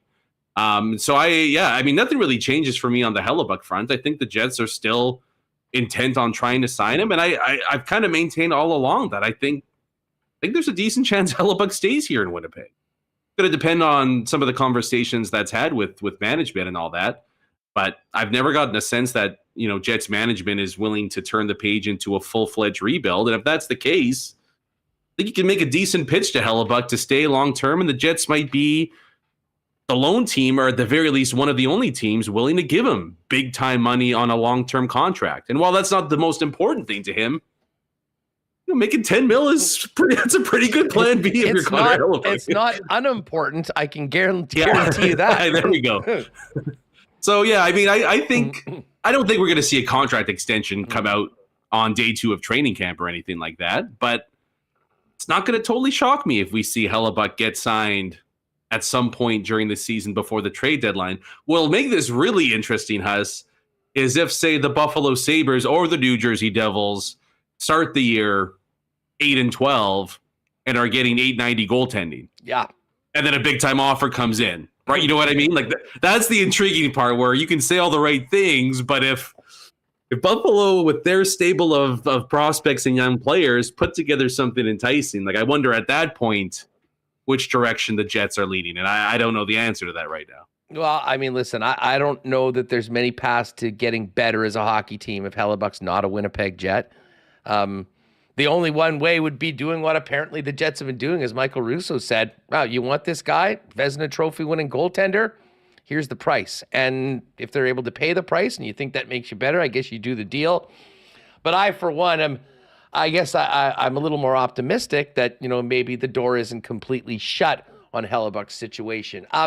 Brandon, of course, Banjo Bowl, NFL, it's a big football weekend, but hockey just around the corner. Tell people what's kicking on skates and plates these days heading into the weekend. Actual hockey talk for one, which is nice. It's not nice. not just Burger Week. Mount Rushmore's in the rear view, baby. We got actual stuff to talk about. Just finished the ranking series. Interesting to see where the Jets rank heading to training camp, at least amongst the rest of the teams in the NHL. And then this week, always a fun episode. Bold predictions for each and every team in the NHL going into the season, and not bold like, Kyle Connor might score 45 goals this year. We're talking you got wheelbarrow cojones predictions, right? So make sure you tune in for that one to kick off next week on Tuesday. It's I think it might be my favorite episode we do of the year, to be honest. I can't wait for these hot takes. Skates and Plates, folks, wherever you get your favorite podcast like Winnipeg Sports Talk, give them a sub. Brandon Rewucki, have an awesome weekend. Back to the mayhem of your young family. We appreciate you joining us, and we'll do this again next week, buddy. Sounds good. Enjoy the week and enjoy the Banjo Bowl, everybody. Oh, it is on. Good stuff. There is our pal, Brandon Rewucki. All right, Ken's going to come up. We're going to get into some Jet stuff, but I want to mention, for those of you that missed yesterday's show, very exciting announcement on WST. The official launch of our Winnipeg Sports Talk 4-game pack with the Winnipeg Jets. It's ready to go. It's live on sale. And I knew there'd be a bunch of people who would be into it. Overwhelmed at how many people have already jumped on and got one of the game packs. This is how it works, everybody. Listen, many of you might want to get a bigger package, an 8-gamer, a half season tickets. Obviously, that's there. And individual tickets went on sale today. But my favorite section in the upper bowl, 316, the Zamboni corner, right by the bar, bathroom. It is a great spot. We've got a bunch of rows together, and we're putting together a crew for 4 games for the Winnipeg Jets, an opportunity to have a package and to join us for these games. 4 tilts starting with the return of Pierre-Luc Dubois on October 17th against the Kings. Thursday, November 30th, Connor McDavid and the Oilers. The Leaf game, Saturday night, HNIC, January 27th. And then what could be a massive game towards the end of the year, Thursday night, April 4th, against the Calgary Flames. Every game, you'll get a free beer or drink or soft drink or water. And before the game, we're going to have early entry for WST package holders. We're going to get together in that bar outside of 316. We'll do some giveaways, hang out, get ready for the game, and then go up and raise a little hell in 316. So very simply, if you're with us on YouTube, the link will be thrown in there. Remo, maybe throw it up at the top. It's in the description of the video. And you can also go to winnipegsports.com for a link. But it's winnipegjets.com/WST. $375, taxes in. You can also do 5 payments of $75 if you want to stretch it out. But we've had a great response in day number 1. Kind of overwhelming. And tell you what, cannot wait to see all of you and Pierre-Luc Dubois on the 17th of October. Winnipeg Jets Pack. Go to winnipegsportstalk.com for a link. And hopefully we'll see you there. All right, let's get to Ken Wiebe, who joins us now heading into Banjo Bowl weekend. And geez, Kenny, it won't be long before we're talking about the prospects tournament for the Jets, of which the roster was released today. What's going on? How are you? Oh, did I mute him? Sorry. Ken, Now he's good. My bad. now he's good. What's up, buddy? Afternoon, How are you? Huss. Good to see you, my man. Beautiful Friday. Happy Friday to you. All good here. Yeah, interesting roster for sure. Lots of high profile and highly drafted prospects to be part of the proceedings down in Penticton. Should be a fun event for all who are in attendance or watching via stream or whatever else they're doing. You know, let me just grab this, grab the roster up. I had it somewhere, but like Michael Remis, I've got a lot of tabs open. But we're going to see Brad Lambert, Chaz Lucius, Colby Barlow's going to be a part of it. And maybe the most intriguing guy outside of, the big first rounders is Elias Salmonson. Anything stand out to you, Ken, when you looked at that roster right off the bat for the prospect camp? No, I mean, it's probably the biggest of the prospect pools, Huss. I think that's probably the exciting part. I mean, obviously, Rick McGroarty won't be there because he'll be back in school, but I would say it would be hard to, I guess the early years having been in Penticton when the Jets had come back, I guess, you saw the likes of, Mark Scheifele dominating in his number 45 jersey. You saw Josh Morrissey. I think you saw Jacob Trouba there one year as well. Maybe not. I'm not 100% sure on that one. But yeah, I mean, it's an interesting bunch. I mean, Nikolai Ehlers was there. But I mean, this is the first time I think there's multiple first rounders spread over the year, spread over the years. There's some excitement around Chibrikov, Solomonson. Obviously, we talked about him a lot last week. And just the fact that he's over here in North America to get this taste of experience is important, I think, in the overall scheme of things. Obviously there are some folks getting a little bit ahead of themselves and thinking that he's going to all of a sudden steal a job as a young man in training camp here, which, again, you would never rule anything out. But I would say this is more about getting him ready for down the road when he is ready to be an NHLer full time, rather than him this being a sign that, hey, guess what, he may steal a job here. And that's just to take nothing away from the young and talented individual. But I would say that in all likelihood, Solomonson's career this year will be spent playing in the SHL and probably dominating for the Swedish team at the World Junior Hockey Championship. So the fact that he's over here is important in the process. We've seen this on a number of occasions. Huss, similar to Chibrikov, just joining the Moose at the end of last year, getting some practices in. You want to get players acclimatized for what they're going to be dealing with down the road. And, it's important. We saw it at the development camp, but as we know, Huss, from covering these development camps over the years, it's not the on-ice portion that's important at the development camp, because you have such a wide variety. Some guys haven't skated at all. Some have skated a little bit. Some have skated a lot. Now you're at the stage of the proceedings where people are ready to perform. You are ready for training camp when it comes to September. You have your training has been ramped up, especially everyone is at the same level, and now they're ready to start getting after it. And the fact that we saw the interactions between Barlow and McGroarty and those kind of guys, I think it's important for Lambert, Lucius, Chibrikov, all of these guys, many of whom we will see on the Manitoba Moose this year. I think that whole process of starting to get the cohesion and who's going to play with whom at times, maybe this guy gels well with this guy, what do the line combo platters look like? it's not just the Jets that we're interested in for that, Huss. It's what we're interested in, what the Moose are going to look like. Will Lambert and Lucius both be playing center? Will one be playing center? Will one look better on the wing? Will one look better with Chibrikov? I mean, there's all kinds of. I love that point you're making about the center. I mean, and this is, I mean, obviously something that will follow throughout the year. For sure. I mean, it's pretty clear that at this point we are likely on the precipice of, a significant change down the middle, heading into the next few seasons. I mean, assuming that there's not, an extension for Mark Scheifele. He's been a mainstay at that position basically for the last 8, 9, 10 years. Pierre-Luc Dubois is gone. And the ability of one or both of those players to play center, along with Cole Perfetti, up within the NHL, are going to be big topics. And I think that'll be something that certainly management and certainly everybody that follows both teams are going to be following throughout the year, because a lot of what we'll learn this year, I think, is going to have a pretty significant impact into future plans. Yeah, no doubt. And Velarde has got to be in that mix too, right? Huss, it's going to be one. I just think of him as a little more established as an NHL guy. That's why I didn't include him. But yes, absolutely. I mean, he'll be an option and he will certainly get a look.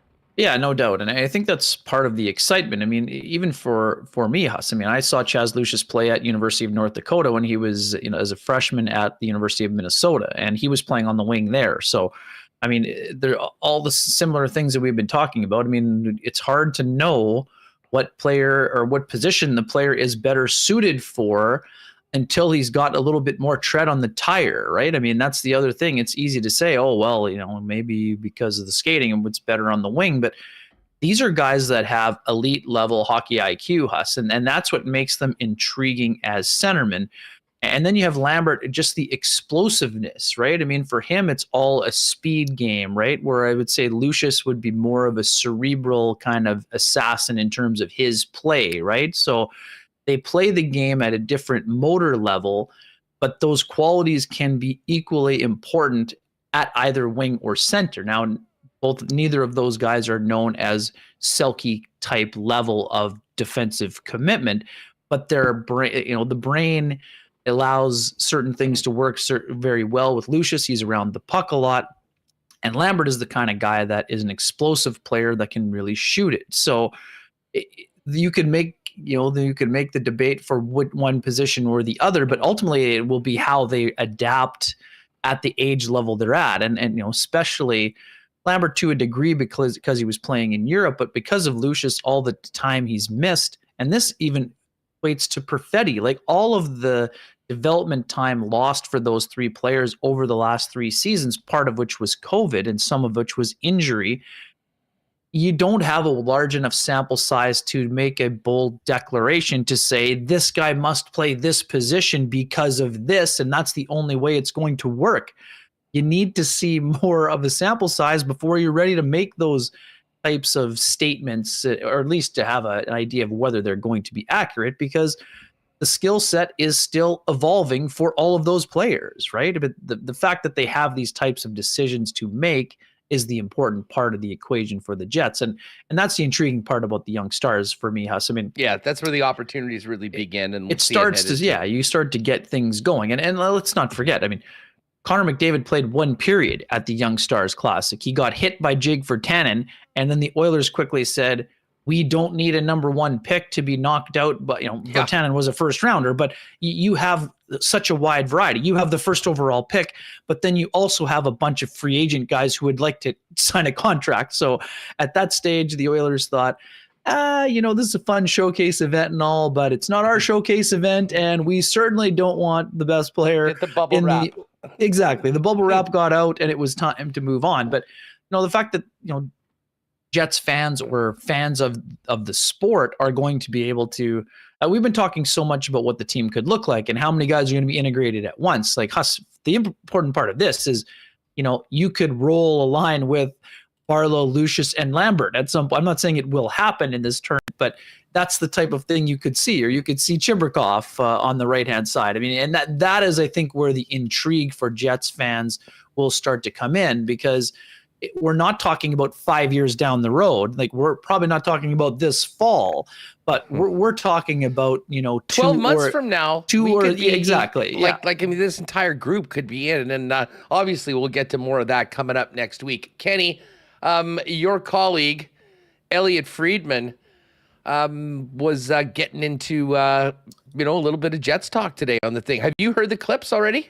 Elliotte and I spoke this morning, Huss. We had a good chat about it. There was some information that we were able to share. There's a couple. I was just going to say, we've got a couple clips that we're going to play that we haven't played yet, just about kind of the way the Jets operate, and I wanted to ask you about that. But just quickly, the first one that we played earlier in the program, just on Connor Hellebuyck's situation, certainly sound like the doors may be a little bit more open than a lot of people have thought that has been. Just what was your takeaway from the conversation with Elliotte about where things stand with their Vezina Trophy winning goaltender in the Winnipeg Jets? Yeah, I mean, I would say that, I would say that the door is open, Huss. I mean, does it mean that it's, I'm not saying it's it's hard to tell if it's a crack or if it's wide open. I mean, that's the part that will be difficult to discern. Hey, I'll take not being 100% closed. Sure, and that's fine, Hassan. Like I said, I don't know that it was ever 100% closed. I mean, obviously you were at the draft, and we know that what Pierre LeBrun wrote about it, that the next extension, or that ship has sailed, or whatever else the community what we're hearing was sort of the buzz that was out there. But I mean, as we know, things change quickly when it comes to negotiations, especially when the landscape changes quickly, right? So there was never a point where Connor Hellebuyck has made a bold declaration saying, I'm never signing with the Jets again. I'm out of here. Like, his situation is so different. And again, what is said publicly versus privately a lot of the times is not made for public knowledge. But what we know is that Connor wants to win, and Connor wants to get paid. So Connor is in a good spot. He has a contract that has 1 year left on it. It is you would call it a team-friendly contract, whether that's for Winnipeg or a team that's trying to acquire him at some point. But the fact remains, I mean, he's going to he at some point he will put his mouth where the money is, or the money where his mouth is, right? So at some point, we know the Jets are going to make a lucrative offer to Connor Hellebuyck if they have not done so already.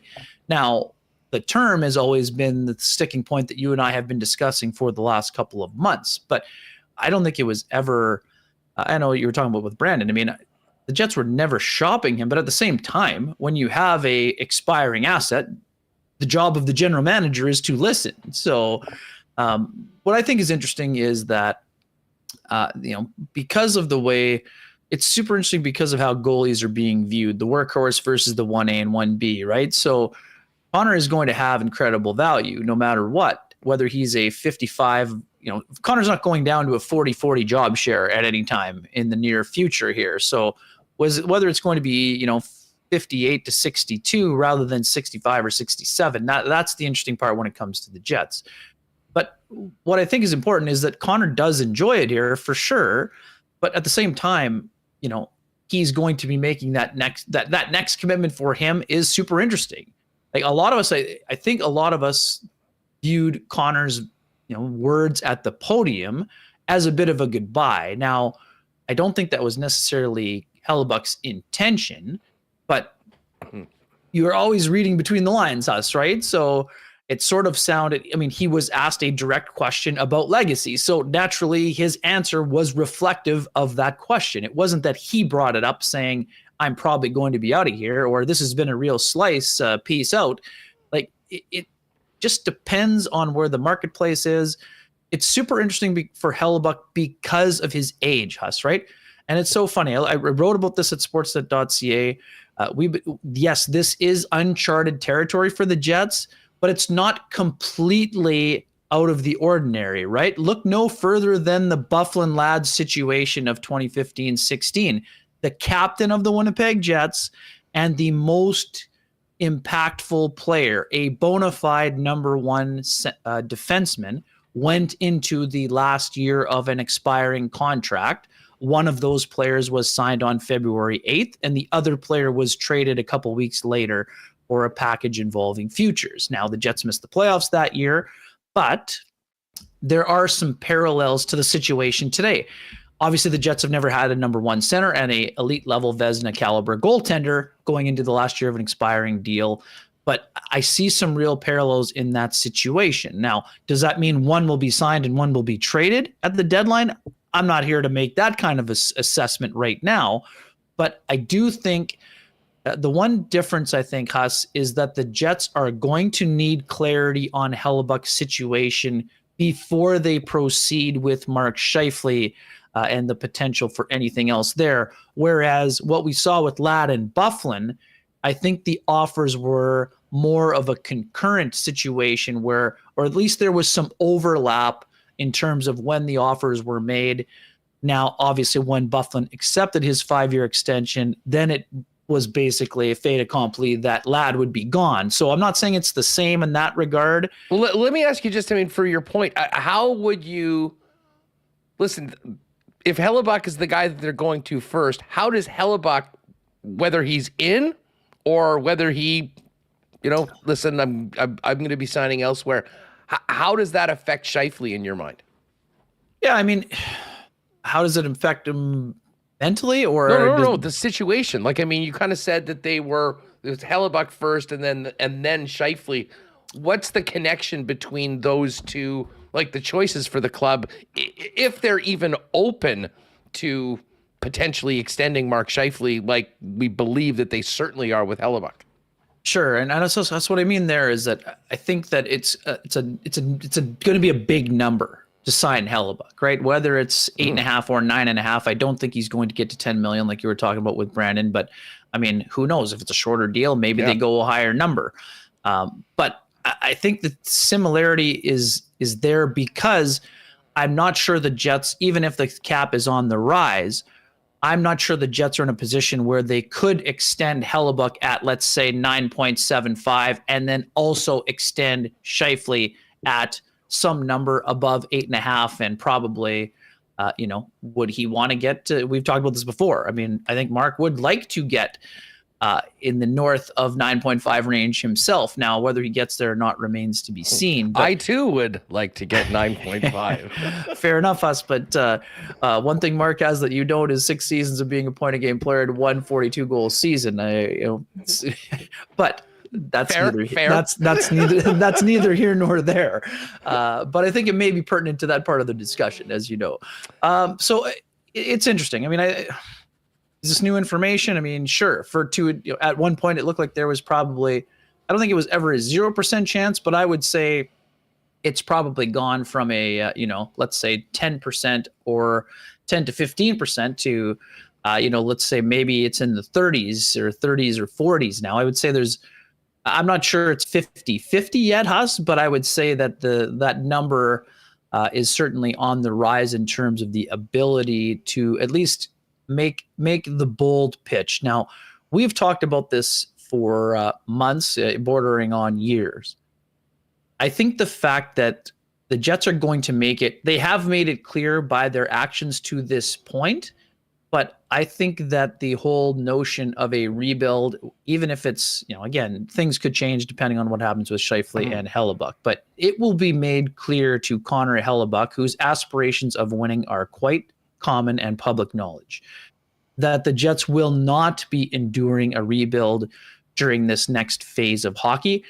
And that should be of appeal to Connor Hellebuyck. Now, ultimately, it's going to come down to the dollars and cents and the term. But if Connor is looking to try to get his name engraved on that other silver trophy, as we know he is, I think that is going to be made very clear to him by Kevin Cheveldayoff and maybe even by Mark Chipman if it hasn't been already. So it's going to be interesting for sure. And in terms of Scheifele, I mean, we know that players have feelings. How does Scheifele feel about Hellebuyck being the one prioritized? I mean, probably anyone in that situation wouldn't feel great, but it doesn't mean the Jets aren't, it doesn't mean they don't care about Mark Scheifele or don't want him involved in the program.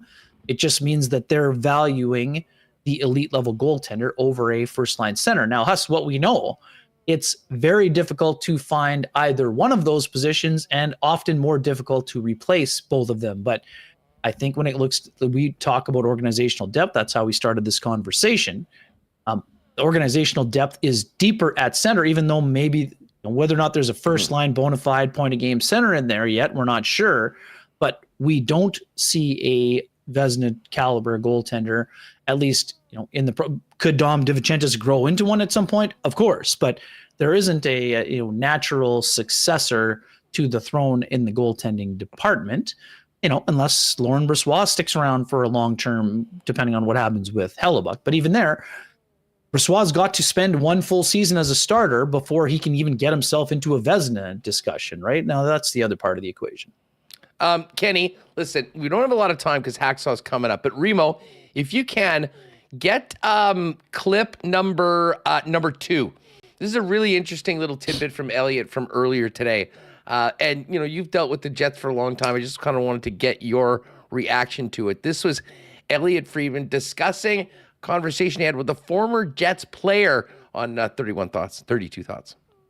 I will tell you this. I had a player, and he was a Jet. He's not a Jet anymore. And what this player told me is he said, and he's an interesting guy because he says, look, I recognize that teams can't tell you everything. And, there are things that teams feel and say about players that they've got to keep to themselves.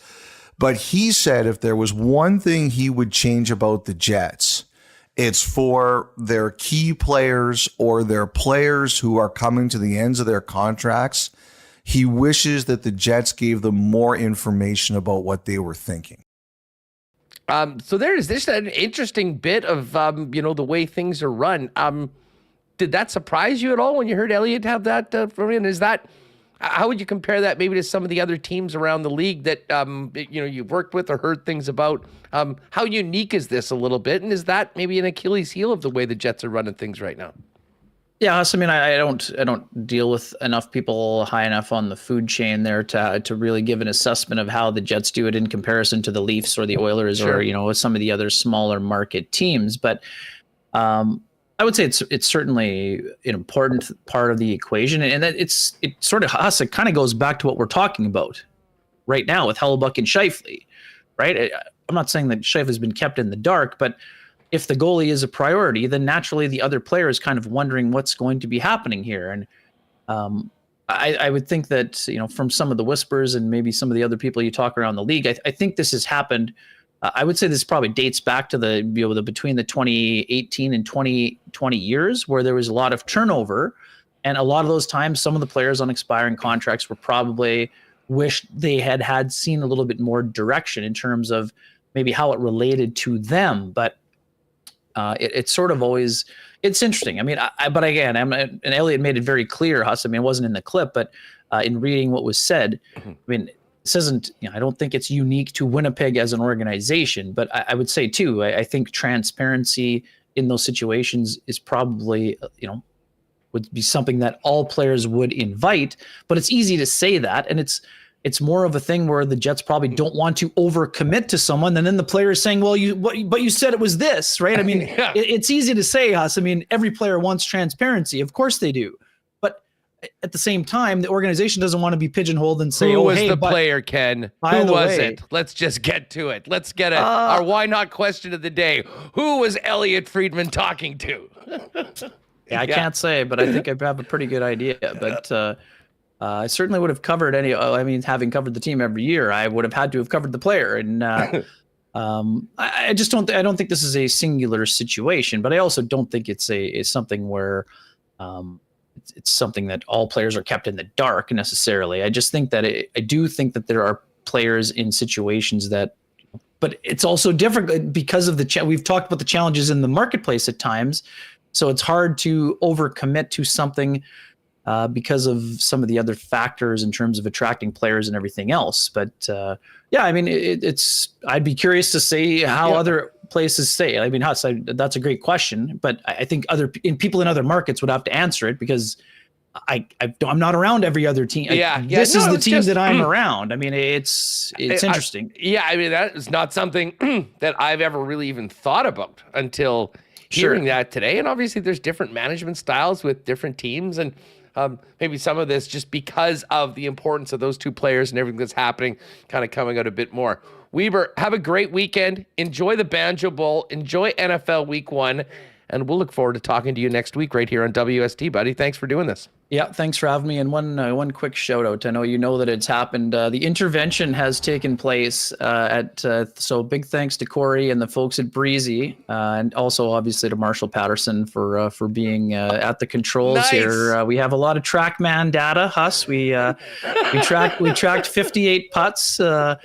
Finally felt like a few of them were hit on the face, which was pretty good. We're going to try to get the number of putts going on the down slope here, but happy to report there was an 84 recorded in the second round at Clear Lake yesterday on the 36-hole challenge for the MB Golf Tour. So we haven't cured all of the putting woes overnight, but the tools and the fundamentals are in place to turning that big weakness into a potential strength down the road in the chase for single-digit handicap area codes here, Huss. Never mind, just not driving yourself crazy because you make two great shots and then 3-putt from 5 feet.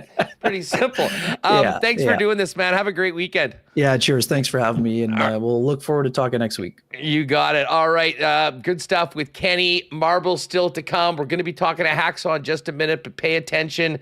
When Remis puts in the prompt, we can start registering for that. But Banjo Bowl tomorrow, folks. You have your tailgate gear ready to go, and by gear I mean little brown jug, few generics, few 1919s, a cooler, a bunch of ice. It's pretty much all you need, along with some great eats.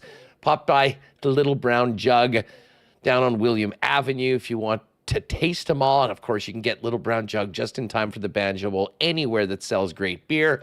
And looking forward to seeing all of you brainiacs at Little Brown Jug next Wednesday for our sports trivia night. And a huge shout out to our friends at Aikens Lake Wilderness Lodge as they finish up their season. If you're thinking about a world-class fishing getaway where you can be on the water in less than 2 hours from the city of Winnipeg, Aikens is the spot. Find out more on the Aikens experience at aikenslake.com or hit our pal Pitt up on X at Aikens Lake. All right, one game in the books, 271 to go, and our first regular season NFL notebook with Lee Hacksaw Hamilton begins now. Saw the Chiefs dead last in the NFL, 0-1 on the season after a loss to the Detroit Lions. Kind of a crazy game last night. There was lots to get to, but I don't know. What did you think of Kadarius Toney, his performance last night?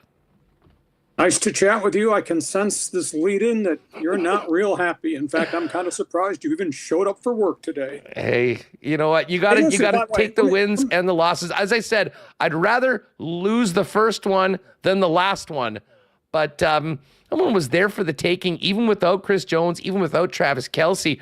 But it was uncharacteristic. I mean, about some as egregious mistakes as you'll see that actually ended up sinking Kansas City last night to the upstart Lions. Well, let me just give you a kind of a broad stroke here of reaction. Thought it was kind of a sloppy game. Did not think that Kansas City did a really good job running their routes.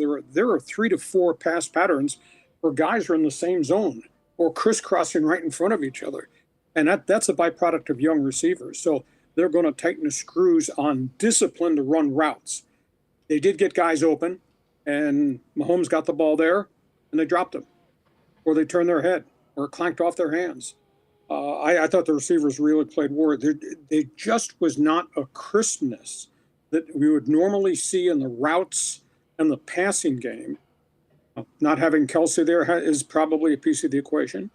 And I just wonder, not having Eric Bieniemy there, because he rides those players really hard in practice. You go ask Washington Commander players about what it's been like life with Bieniemy the first couple of months. So maybe there's a little bit of a change in the approach to what they teach and how hard they're on their guys. But I think it's a one-off. At the end of the day, there's still 16 more of these to go. Mahomes, he put the ball where he had to, and none of the kids made the catch. Also wonder, in retrospect, if you look back at the makeup of the roster, Andrew, is there a problem? They let Juju Schuster-Smith go to New England. That's a veteran guy. They don't have a lot of, quote, veteran wideouts in that collection of speed and skill guys. So maybe you have to, in retrospect, look back and say, was that not the correct roster structure the way it should be. We'll tell you this, Saskatchewan was poor. So was a damn line judge. How can Juwan Taylor? There's a report at this hour. He was either offside, lined up wrong, took an early step back, or rocked on 46 different plays. 46. And they threw one penalty flag at the end after the NFL ref on TV, their analyst said, oh, yeah, those are penalties. How the hell could that stuff not be called right from the first series on? And yet Aiden Hutchinson just created all kinds of havoc. So I thought the NFL officiating, the line judge play was just really poor. But end of the day, it only counts as one loss. Whether or not Kelsey's ready to play next week in Jacksonville, that's a question mark. I do think that they will get Chris Jones back in there. The fact he was in the owner's box leads me to believe that they'll slam dunk this thing pretty doggone quickly, and he'll be back. And then the Chiefs will be back, and it's only one loss. Lee, you know what? 16 teams are going to win this weekend. 16 will lose, but I think the biggest winner of week one, win or lose on the field, has got to be Joe Burrow. And Joe Burrow's agent, an NFL record contract. We knew this was coming, but holy smokes, $275 by 5. The price for elite quarterbacking continues to skyrocket. Well, every guy gets more than the last guy got. That works everywhere in the NFL and probably in Major League Baseball. Not so much in sports talk radio in our industry, but phenomenal, and they can afford to pay it. And I will tell you that Joe Burrow is the difference between the Bengals being a Super Bowl type conversation franchise versus being the Cincinnati Bungles of decades upon decades. So this kid earned it. My biggest fear, in fact, if we do division by division before we're done with this news call, I don't think Cincinnati's going to win the division. Even though Joe Burrow's the richest quarterback in the league and he's had all the success, I think the division's going to be very, very different. I'm really concerned, can they keep him upright? Will he get hurt again? Because he's had 2 major injuries now in about a 4-year span because they can't protect him. So he earned this money. Mike Brown finally has started to spend the kind of money on superstars. Do they have enough around the quarterback? Big burning question to me. Well, hey, speaking of the Bengals, let's get to a couple of the top games on the weekend. And I'll be honest, I think this NFL or the AFC North is going to be, just like a battle royal of 4 competitive teams throughout the year. And I'll be honestly, I'm actually, I think, leaning towards the 2 home underdogs at home this week. The Cleveland Browns against Cincinnati and the Pittsburgh Steelers at home to the San Francisco 49ers. They're both 2 to 2.5 point underdogs at home. But touch on your thoughts on both of those games and a couple really intriguing matchups in the AFC North to get the season going. I just wrote on a website, my One Man's Opinion column today. I did my whole NFL preview. And on my podcast, we did an hour-long look at every division. AFC North, I think, is the best division in football. But, Cincinnati, Cleveland, Kevin Stefanski has to win this year because if he's not, he's probably the number 1 coach on the NFL hot seat. Deshaun Watson has now had the full off season in Cleveland to digest everything with a playbook. And that's a pretty good football team. Run with Nick Chubb, throw at Deshaun Watson, catch with Amari Cooper and the collection of young guys. And they got Myles Garrett and I think pretty good defense. Only negative in Cleveland, their secondary just seems to have so many young guys and they're all hurt all the time. Cincinnati, they spent a lot of money to get Orlando Brown at left tackle, got him from Kansas City. But do they have enough on the right side of the offensive line to protect Joe Burrow? And Kansas City had a really young defense, and they really played through the roof last year. But can they repeat that again? And there's no margin for injury error because there's no depth in Cincinnati. So Cleveland's got to win. And if this turns out to be a 500 season, or maybe not even a playoff season, I think Stefanski's in big, big jeopardy. The Pittsburgh game is fascinating to me. You got San Francisco, which mauls you on offense and mugs you on defense. And you got Pittsburgh, which just plays slow ball. Just pound it and take the ball away. I don't think it's going to be a picturesque game. San Francisco, I think, is really good. Pittsburgh has made strides. And, the unique thing, they've gone through rebuilding twice now in Mike Tomlin's era, Andrew. He's never had a losing season. Last year, they dug themselves out of a really bad hole. I just don't know in today's modern-day NFL that Pittsburgh's got the firepower to beat what a lot of these other teams in the league are going to be. And in terms of San Francisco, they got every ingredient. They got wideouts, they got the superstar tight end, they obviously got CMC, McCaffrey, who most complete running back in the league. They got brute strength up front, terribly tough defense. I just think San Francisco's got every component. Whether Brock Purdy holds up over a 17-game schedule coming off the brace surgery remains to be seen. But they do have, I think, a real good insurance policy, Sam Darnold. And he must think, as a backup quarterback, he's died and gone to heaven. He's never been on a team, not with the Jets and not in Carolina, been on a team with this kind of firepower, this kind of talent. So I got San Francisco winning their first game, and Cleveland could beat Cincinnati, and Stefanski has to win games in Cleveland.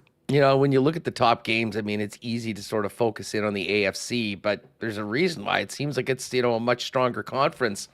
And two of the more intriguing teams to me, Lee, are going head-to-head on Sunday in the Miami Dolphins taking on the LA Chargers, who, of course, were last seen blowing that 27-0 lead in the playoffs to the Jacksonville Jaguars. How do the Chargers come back after that to start off the season? And what do you make of this matchup against Tua and the Dolphins? I think from the Miami standpoint, can they keep Tua upright? He spent the entire offseason mentoring with Michael Vick. And at the end of the day, Michael Vick told him, stop running, get the ball out of there quick. Dive, take a knee, don't take a hit so you can come back to make the next play. We'll see if that message got delivered to his brain. Because he's had two significant injuries in Miami. And of course, prior to that, he had two significant injuries at Alabama, and he's one big concussion away from maybe being dry docked as an NFL quarterback. Now, that being said, they've spent the whole offseason doing shotgun three-step drop ball out of there real quick. And they got the ball to people. They got Tyreek Hill, and they got Jalen Waddle, and they got multiples of running backs. I think they're going to be a dynamic team, but he has to change his style of play a little bit. So there's longevity as to how long he can stay in the game. I think Miami's defense is really good. Chargers, new era, new guy calling the shots. I think Kellen Moore is a real bright light as an offensive coordinator. And I think Justin Herbert is one of the brightest light quarterbacks in the NFL. And this is a 4.1 grade point quarterback coming out of Oregon, who is now, get this, Andrew, he's gone through 6 different coordinators in 6 years, which means learning 6 different playbooks in language. And I struggled in French, and I know you can't speak bleeping German. You think about that kid and what he's been able to consume intellectually and then produce on the field. I think their offense is really good. I think the Charger offense with Justin Herbert, the 3 wide receivers, the tight end, they now have 3 running backs and a bunch of young studs in the offensive line. They all drafted, and now they're all starting for the first time ever together. I think this offense might be as good as the Charger offense that had Phillip Rivers, LaDainian Tomlinson, Antonio Gates, that won all those years for Marty Schottenheimer. So I think they're really good offensively. I think their defense is suspect. I think depth is still a problem. But I think their whole theory is, that's Kansas City out there. We'll just go score 42. Well, you might need 42 because Kansas City might score 43 on your defense. But I think the Chargers are a really legitimate team. Folks, head on over to LeeHacksawHamilton.com for a full breakdown of the upcoming Week 1 in the National Football League, and check the podcast for breakdowns of all the divisions. But Leah, just before we go, I do want to ask you about the Philadelphia Eagles. They're in New England on the road to take on the Patriots, who also find themselves in a really tough division. In your mind, are the Eagles the team to beat in the NFC? And what do you make of their road challenge in Foxborough Sunday afternoon? Jalen Hurts, Bill Belichick. That'll be fun to see how that whole situation works. I think the most intriguing thing about Philadelphia is the reality that they had a Super Bowl team, and then they went into the draft and they added more guys on defense. I mean, they had a phenomenal draft, and they got all these stud young guys to go with the veteran guys. And you got Hurts. The running game is going to be a little bit different this year because they went out and got D'Angelo Swift from Detroit as a free agent, let Miles Sanders go. But they got every component covered and have the experience of what they accomplished last year. And in terms of New England, and I just talked about Stefanski being on the hot seat.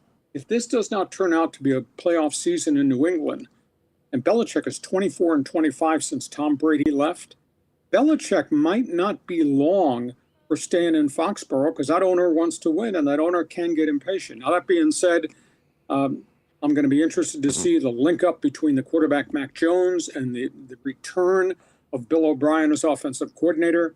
I love the Patriots back seven. I mean, they draft kids and they develop. And you look at depth chart, their cover corners and their safeties in Foxborough are really good. But Philadelphia is elite. Philadelphia, San Francisco are the two elite teams in the NFC, just like I think Kansas City, maybe the Chargers. And I'll tell you what, I think the Baltimore Ravens have to be feared because they've changed a lot of persona things on the offensive side of the football. Those are the three best, I think, in the AFC. Lee, this is awesome. I cannot wait for kickoff. Now that I don't have to worry about the Chiefs game, although it did not go well. But, man, it's great to have the NFL back. And as I say, I know people will get over to LeeHacksawHamilton.com and see what's up right now. And knowing you, being the workhorse you are, there'll probably be more stuff added as we get closer to Sunday. Probably some college football tomorrow, I'd imagine. Oh, we got that to talk about. And we're in the middle of a baseball pennant race, and teams around me are all collapsing in Major League Baseball. And got hockey camps are about to open about a week from now with all the rookie preview tournament games. There's always a lot going on. And by the way, sidebar comment. I've seen the video. No weebs, not to leave his day job. Believe me, he's coming around. He'd been playing very well, but the putting, I told him straight up to his face while we were golfing at one point, Ken, that might be the worst putt I have ever seen anybody hit. And he had the yips, but he's working hard. He's back, and it's good to see it because I think it was taking a very mental toll on Ken not being able to putt properly all season long. I don't have to worry about 84s because I know my limitations. Don't go near anything unless it's miniature golf. You're the best, Lee. Have a great weekend. Enjoy week one. We'll talk to you next week. Have a great sports weekend to all your friends up in Winnipeg. Thanks, Andrew. Good stuff. There is the man himself, Lee Hacksaw Hamilton. All right, well, we're getting up to 3 p.m. Marbles registration continues to be open. ! Marbles in the chat. If you're new, just do it. It's a lot of fun. You'll have a chance to win one of our Winnipeg Sports Talk hoodies from our friends over at Shipham and Associates. So we'll go last call on marbles, though I will get to the Coolbet lines in a minute. As we just saw Ken doing his putting work out at Breezy Bend. And, of course, Breezy Bend's got a great practice facility as well, in addition to all those great programs for men, for women, for juniors. And, of course, it just keeps on getting better with those 2 new greens open this year. breezybend.ca, or give the clubhouse a call and ask for Corey Johnson and find out more about getting on the waiting list to become a member for the 2024 golf season over at Breezy Bend. All right, as you get your final marble calls in, ! Marbles, let's get over to the Coolbet lines. Latest on the Banjo Bowl is that the Winnipeg Blue Bombers have moved to 9-point favorites from being 8.5-point favorites throughout the week. The Edmonton Elks, 2.5-point favorites in tomorrow's late game. And the Argos were 10.5-point favorites. They're now down to 9.5 against the Montreal Alouettes in the kickoff game tomorrow at noon. And we do have a game tonight. It's the Ticats and the Red Blacks. It was at 3, then went to 4. It settled at 3.5. Ottawa, 3.5-point favorites over the Hamilton Tiger Cats. Of course, the full slate of NFL games are up. We made our picks today for the first time in the Lock Shop. You can check out the Lock Shop pod wherever you get your favorites, or get over to the YouTube channel for it. But I'll just quickly point out a couple of the exclusives that we put together. We've got the Lock Shop Partner Parlay, and we adjusted a couple of the numbers. We got Cleveland instead of at 2. We got them to plus 3.5. We got the Steelers instead of plus 2 to 3.5. So we're getting 3.5 points for both Cleveland and Pittsburgh at home. And then the Jags minus 5.5 taking on the Indianapolis Colts. That one's got a nice boost of plus 515. And then I did put together a ride with Huss. 3 other games that I like. Atlanta minus 3.5. Tampa plus 5.5 at Minnesota. And the Dolphins getting an extra half point plus 3.5 against the Chargers. That one is up under Ride With Us at plus 650. It's all in the Coolbet exclusives. And just click on the lock shop. They'll be there for you. Dusty will have a ride with Dusty, who nailed his last night with the Lions. Goff over 225, St. Brown over 60, and a David Montgomery touchdown. So while I was disappointed that it didn't go the Chiefs' way and I did not come out on top, it was a great night in the lock shop for everyone that rode with Dusty for the Lions. Don't forget, if you haven't played a Coolbet before, take advantage of the Winnipeg Sports Talk welcome bonus. If you on your first deposit, 100% bonus up to $200, and a great season opening offer that's there until Sunday for you. If you're already someone that's bet at Coolbet before and you want to do a little reload going into the season, they've got a $50 bonus or a 100% match up to $50. All you got to do is use the promo code NFLRL23. Put in 50, get an extra 50. I did it last night, and I got it locked in on a couple of those parlays that we fired up in the exclusives. All right, great stuff. Nothing like week one. Everyone's in first place. Well, except for the Chiefs, actually, who are now in last place after losing last night. All right, let's get Remo back in here. And Remo, I guess we've got some last minute, last call, I guess, for marbles before we get to it.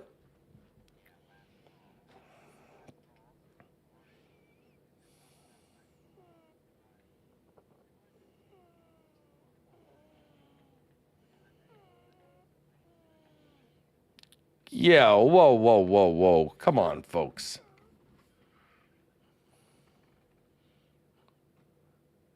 It has to be at least 1-1.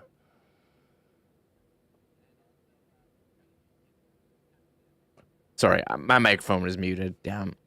Anyways, what I was saying was we have 216 people in the marble race, but only 180 people have liked. We got to get that ratio closer to 1-1. So, anyways, that's what I said before. And I was also going to say, Huss, oh yeah, we're putting the effort in now. We're approaching 10K subs. We're trying to get there. So yes, hit the red. I think it's blue now. I don't care what color it is. That button below. Help us get to 10K. We're putting in an effort. Check out video from this week with you and Murat talking about young stars, players to watch. Also talking about you and Neil Pionk yesterday. That needs a couple more views. So check those out. Yeah, it's all there over at the YouTube channel. And yes, to win, to be eligible for our beautiful WST hoodie for winning the marble race, you do have to be subscribed to the YouTube channel. So how about you do that right now? And while you're at it, hit that thumbs up. Thank you. We're up to 198. We should be at 200 very shortly, although there's 216 of you in the marble race. So come on, let's get those thumbs up and subs. And of course, tell a friend. And again, if you've been doing something else and you just popped in for the marble race, if you click on that link right at the top, we did launch a Winnipeg Sports Talk 4-game pack for the upcoming Jets season with the Kings game, Oilers, Leafs, and Flames. Amazing response, to say the least, through the first couple days. So tell your friends. If you're with a business, you want to get a couple seats to join us. It's going to be real fun. And we'll be doing little WST get-togethers in the bar just outside Section 316 before the games with early entry for everyone with the passes, and the tickets all come with a beer, a drink, a pop, or a water. So click on that link, check it out. Would love to get as many of you hanging with us for what should be 4 really fun nights up in the 300s in my favorite section in the arena, Section 316. All right, well, we've done last call for marbles. It's about time to get back to it. Remis, we can't do marbles, though, without the one and only Tristan Rivers music. And I think we definitely should go with the Jimmy Buffett theme. I think it's Christopher Cross. Okay, yeah, that one. Well, it's got a Jimmy Buffett feel. Sure, exactly. That's fair. Maybe we go with that one today. All right. And yeah, Evan Hunter says, just on that Jets deal, he says nearly We've sold a lot, since you announced it yesterday, and sold a lot this morning, and even during the show. I'm blown away. I love it. I love today. it. I cannot wait. We appreciate the response, but trust me, we'll find more seats. So, I mean, that's the best problem to have. I know we were reserved 4 rows right off the bat. And if those are out, maybe we'll get into 317. I mean, we'll have it all in that corner. Everyone will be able to join us. So anyways, get on that. And if you're listening to the podcast or you haven't seen, you can go to winnipegsportstalk.com. There's a link, or just put in winnipegjets.com/WST and it'll take you there, and all the information's there.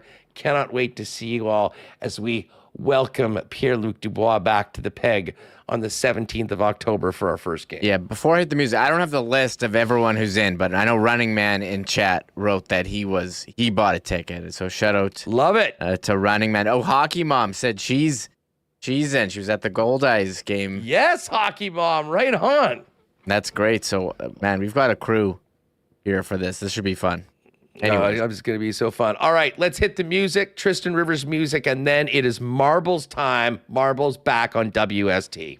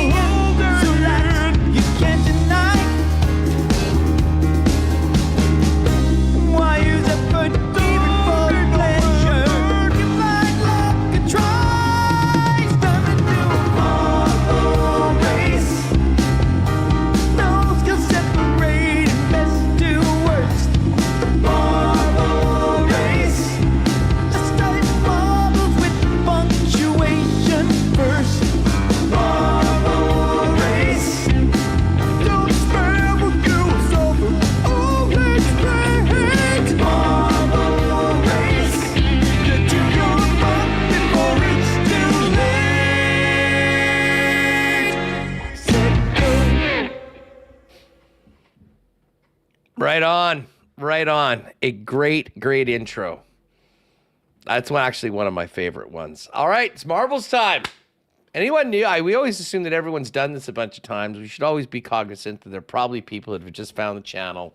This is how we finish the week, every week with the exception of last week when Remis was away, with a marble race. Everyone that entered but put in exclamation mark marbles is going to have a marble.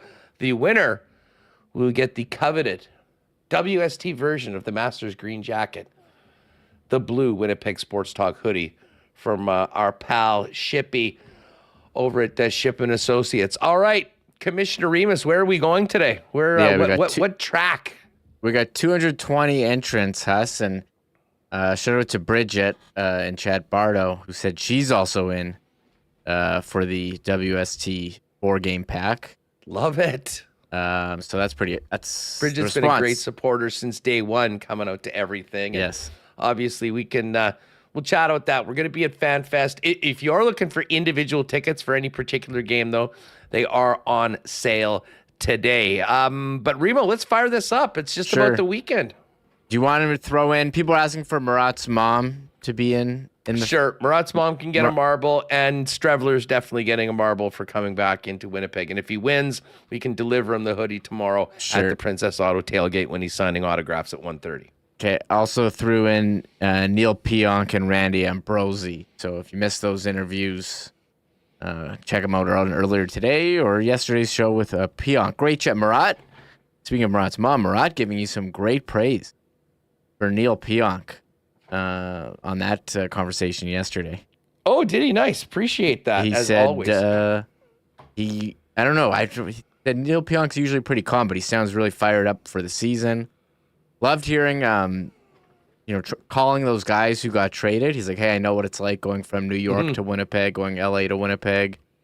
And then also bringing the team together with fantasy football was... Well, come on. That's the, there's not like, listen, obviously when we have the Jets on the show, we have the obligation to talk about the stuff that fans are interested in the upcoming year.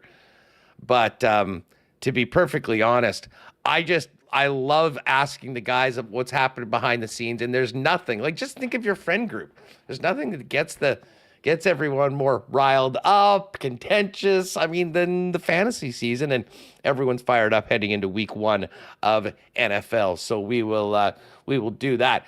Speaking of which, just while you get this all set up, I do want to add in one extra why not question of the day, because I did just see a prediction of a big Bomber ass kicking from SK. And I'll be honest, I'm kind of leaning that way. But listen, the spread's at 9. Let me just ask you folks, yes or no, why not question of the day for not Autocorp at Waverly and McGillivray? Shout out Trev and the gang. I know they'll be ready to go tomorrow. Do the Bombers win the Banjo Bowl by double digits? So essentially, this would be a cover on any point spread. I could see it potentially getting ugly. I think it could also be a close game, but I will say yes to that. Give us your score predictions in it and let us know whether they get it done by double digits. All right, Remo, let's do this. All right, I'll bring it up. Dan Jets fan says he's buying his tickets now to right WST. on, Dan. Yes, Jets. love I've it. seen him at a bunch of events. Okay, this is the track here. Check out this one. All right. It's called Opposing Pleasing Marble. So Interesting. I tested it. This is. Oh, let me just make sure that I put in the right track. The right names. I'm pretty sure I did. Let's see. I've got. But I can never be too sure. No. 224 total names. Yeah, they're all here. Right on. 50 burger. I love the 50 burgers in the chat. You know what? If the Bombers put up 50. Oh, look at Dan Jets fan. 50 burger. We have a burger emoji already. Perfect. Well, burgers in the chat on Monday if the 50 gets dropped. Hey, 97 points in their last 2 home games. Anyways, before it's Banjo Bowl, before you go out and rip it up, getting ready for the game tomorrow, this evening, it's Marbles time on WST. Michael Remis, let's do it. Good luck to everyone, and let's go with the first marble race of September. In Opposing Pleasing Marbles track. We gonna start the race or what? Oh, hold on one sec. I did start it. For some reason, it's not showing up on your thing. That's a problem. Okay, let me get out of this because you guys can't see. Let me get out of this. Something happened. No, we cannot see. It's very important for this you guys operation to be on the up and up. You know, we didn't do the marble race. I don't know why it's not going up here. Maybe it's the track. Although you did do the track before. Yeah, I'm not sure. Something froze here.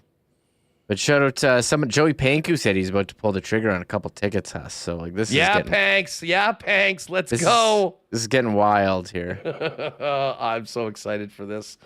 And the first game being the Kings game, PLD return. Come on. Okay, I don't know what happened. Something weirdo happened here with my thing. Let me try this one. Sorry. You'll see. We appreciate the patience sometimes. Okay, I know what it is. Yeah, we're good now. All right, perfect. Okay, here we go. We're doing the opposing. Oh, look at that. It's even in the favorites. 224. Here we go. Friday afternoon, Banjo Bowl weekend edition of the WST Marble Race. Good luck to everyone. Who will be the victor? There's only one way to know, and that is to start the race. Here we go. By the way, special shout out to my friend Amanda. Nice to see you in here for the marble race today. Just making new WSTers. One new person at a time. Amanda, all-star on the show. All right, let's go here. This is wild. We got 224 marbles, and they're all in a little bit of a tornado formation. It looks like Rob Mahoney, of all people, is in first place. Lynn Reimer's in the mix. Jason Jett's quite there. Lynn Reimer leading, though. There's Missing Monk. Jano Phyllis, T. Will. Oh, this is a wild. What do we call this thing, Remis? An orb? I don't know. Hamster? A spinning orb? I don't know what it is, but some sort of a wheel. Look at Hockey Mom take the lead. This looks like an X-ray. It's kind of see-through. It's like going down a spinal cord right now. Hockey Mom. Oh, Brady. What's up, Brady? Game over WPG. Season right around the corner. Brady is looking good. Bozeman. Shorn. How's it going? Shorn with a nice one. Peg City Dudes also in the mix. But Brady right now from Game Over Winnipeg, SDPN, is in first place, leading Hockey Mom, Bozeman, Peg City Dude, and Marat's mom. Marat's mom is in the mix, but Brady is in first place. Marat's mom trying to track him down. Will it be? This is going to come right down to it. This is another one of these spinning orbs. What is next? Who is going to come out first? Anything can happen on WST Marbles. Who's getting out first? Oh my God, Chris Streveler! Streveler wins! Chris Streveler has won the marble race with Marat's mom in second and Brennan W. third. Okay, that a couple times we have an added marble has won. It's too many times lately. It's crazy. That's the first time ever that added marbles have been 1 and 2. That's true. Good God. Streveler himself, the great Chris Streveler, back in Winnipeg for the Banjo Bowl. And I guess we now have to bring him a hoodie at the tailgate party. You're going to have to present him with one, I think. He's going to be there. No You have to doubt go about up. it. You're going to have to present him one. Take a picture. As Joey says, greatest moment in marble race history. We're going to have to find Strev and get him and get the picture of the marble race as well. That was awesome. That was awesome. Third place is Brennan W. Brennan, because you were the top non-added marble, we'll hook you up as well. So send us an email, winnipegsportstalk@gmail.com with your size, and get back to you next week, and we can set up a time for you to come in. But I'll tell you what, man, the vibes are high going into Banjo Bowl weekend. Just the fact that Streveler is here, but I don't know. Some people are superstitious, some people not. I tend to be. All I can say is that Streveler winning the marble race has to be an amazing omen for tomorrow's show. I can't say anything other than Bombers by a million if Streveler wins it. Streveler won the marble race. Bombers by a million. I will agree with that. Definitely a sign. It can only mean complete domination over Saskatchewan. Oh. Folks, hope to see many of you at the game tomorrow. Sold out. The anticipation for this one's been building for the entire week, but this game's been sold out for a month.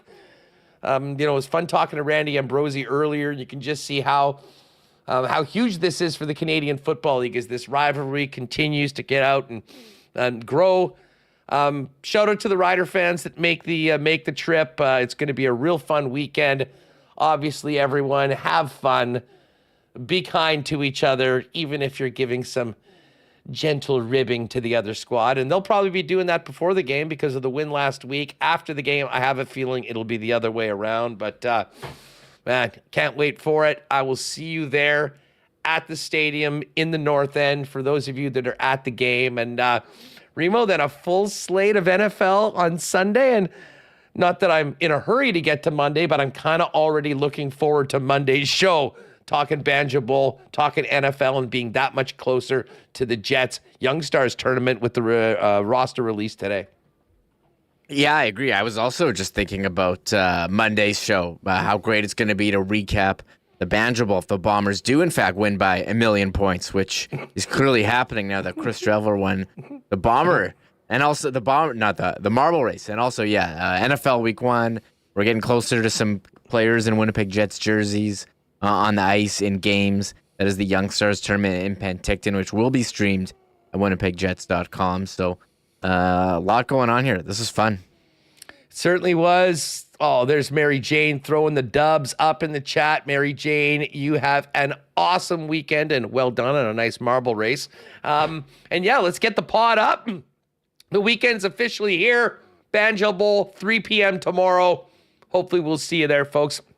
Have an awesome weekend. Again, check out winnipegjets.com/WST for more information on that pack. Thanks to everyone that's bought them. Cannot wait to see you all at the games this year. And next week, we'll be getting together for those that got tickets before it sold out. WST Sports Trivia at Little Brown Jug. For Michael Remis, I'm Huss. Have an awesome weekend, folks. We'll see you on Monday on Winnipeg Sports Talk. Oh, my God! Oh! Shut it down! Let's go home! Thanks for tuning in to Winnipeg Sports Talk Daily.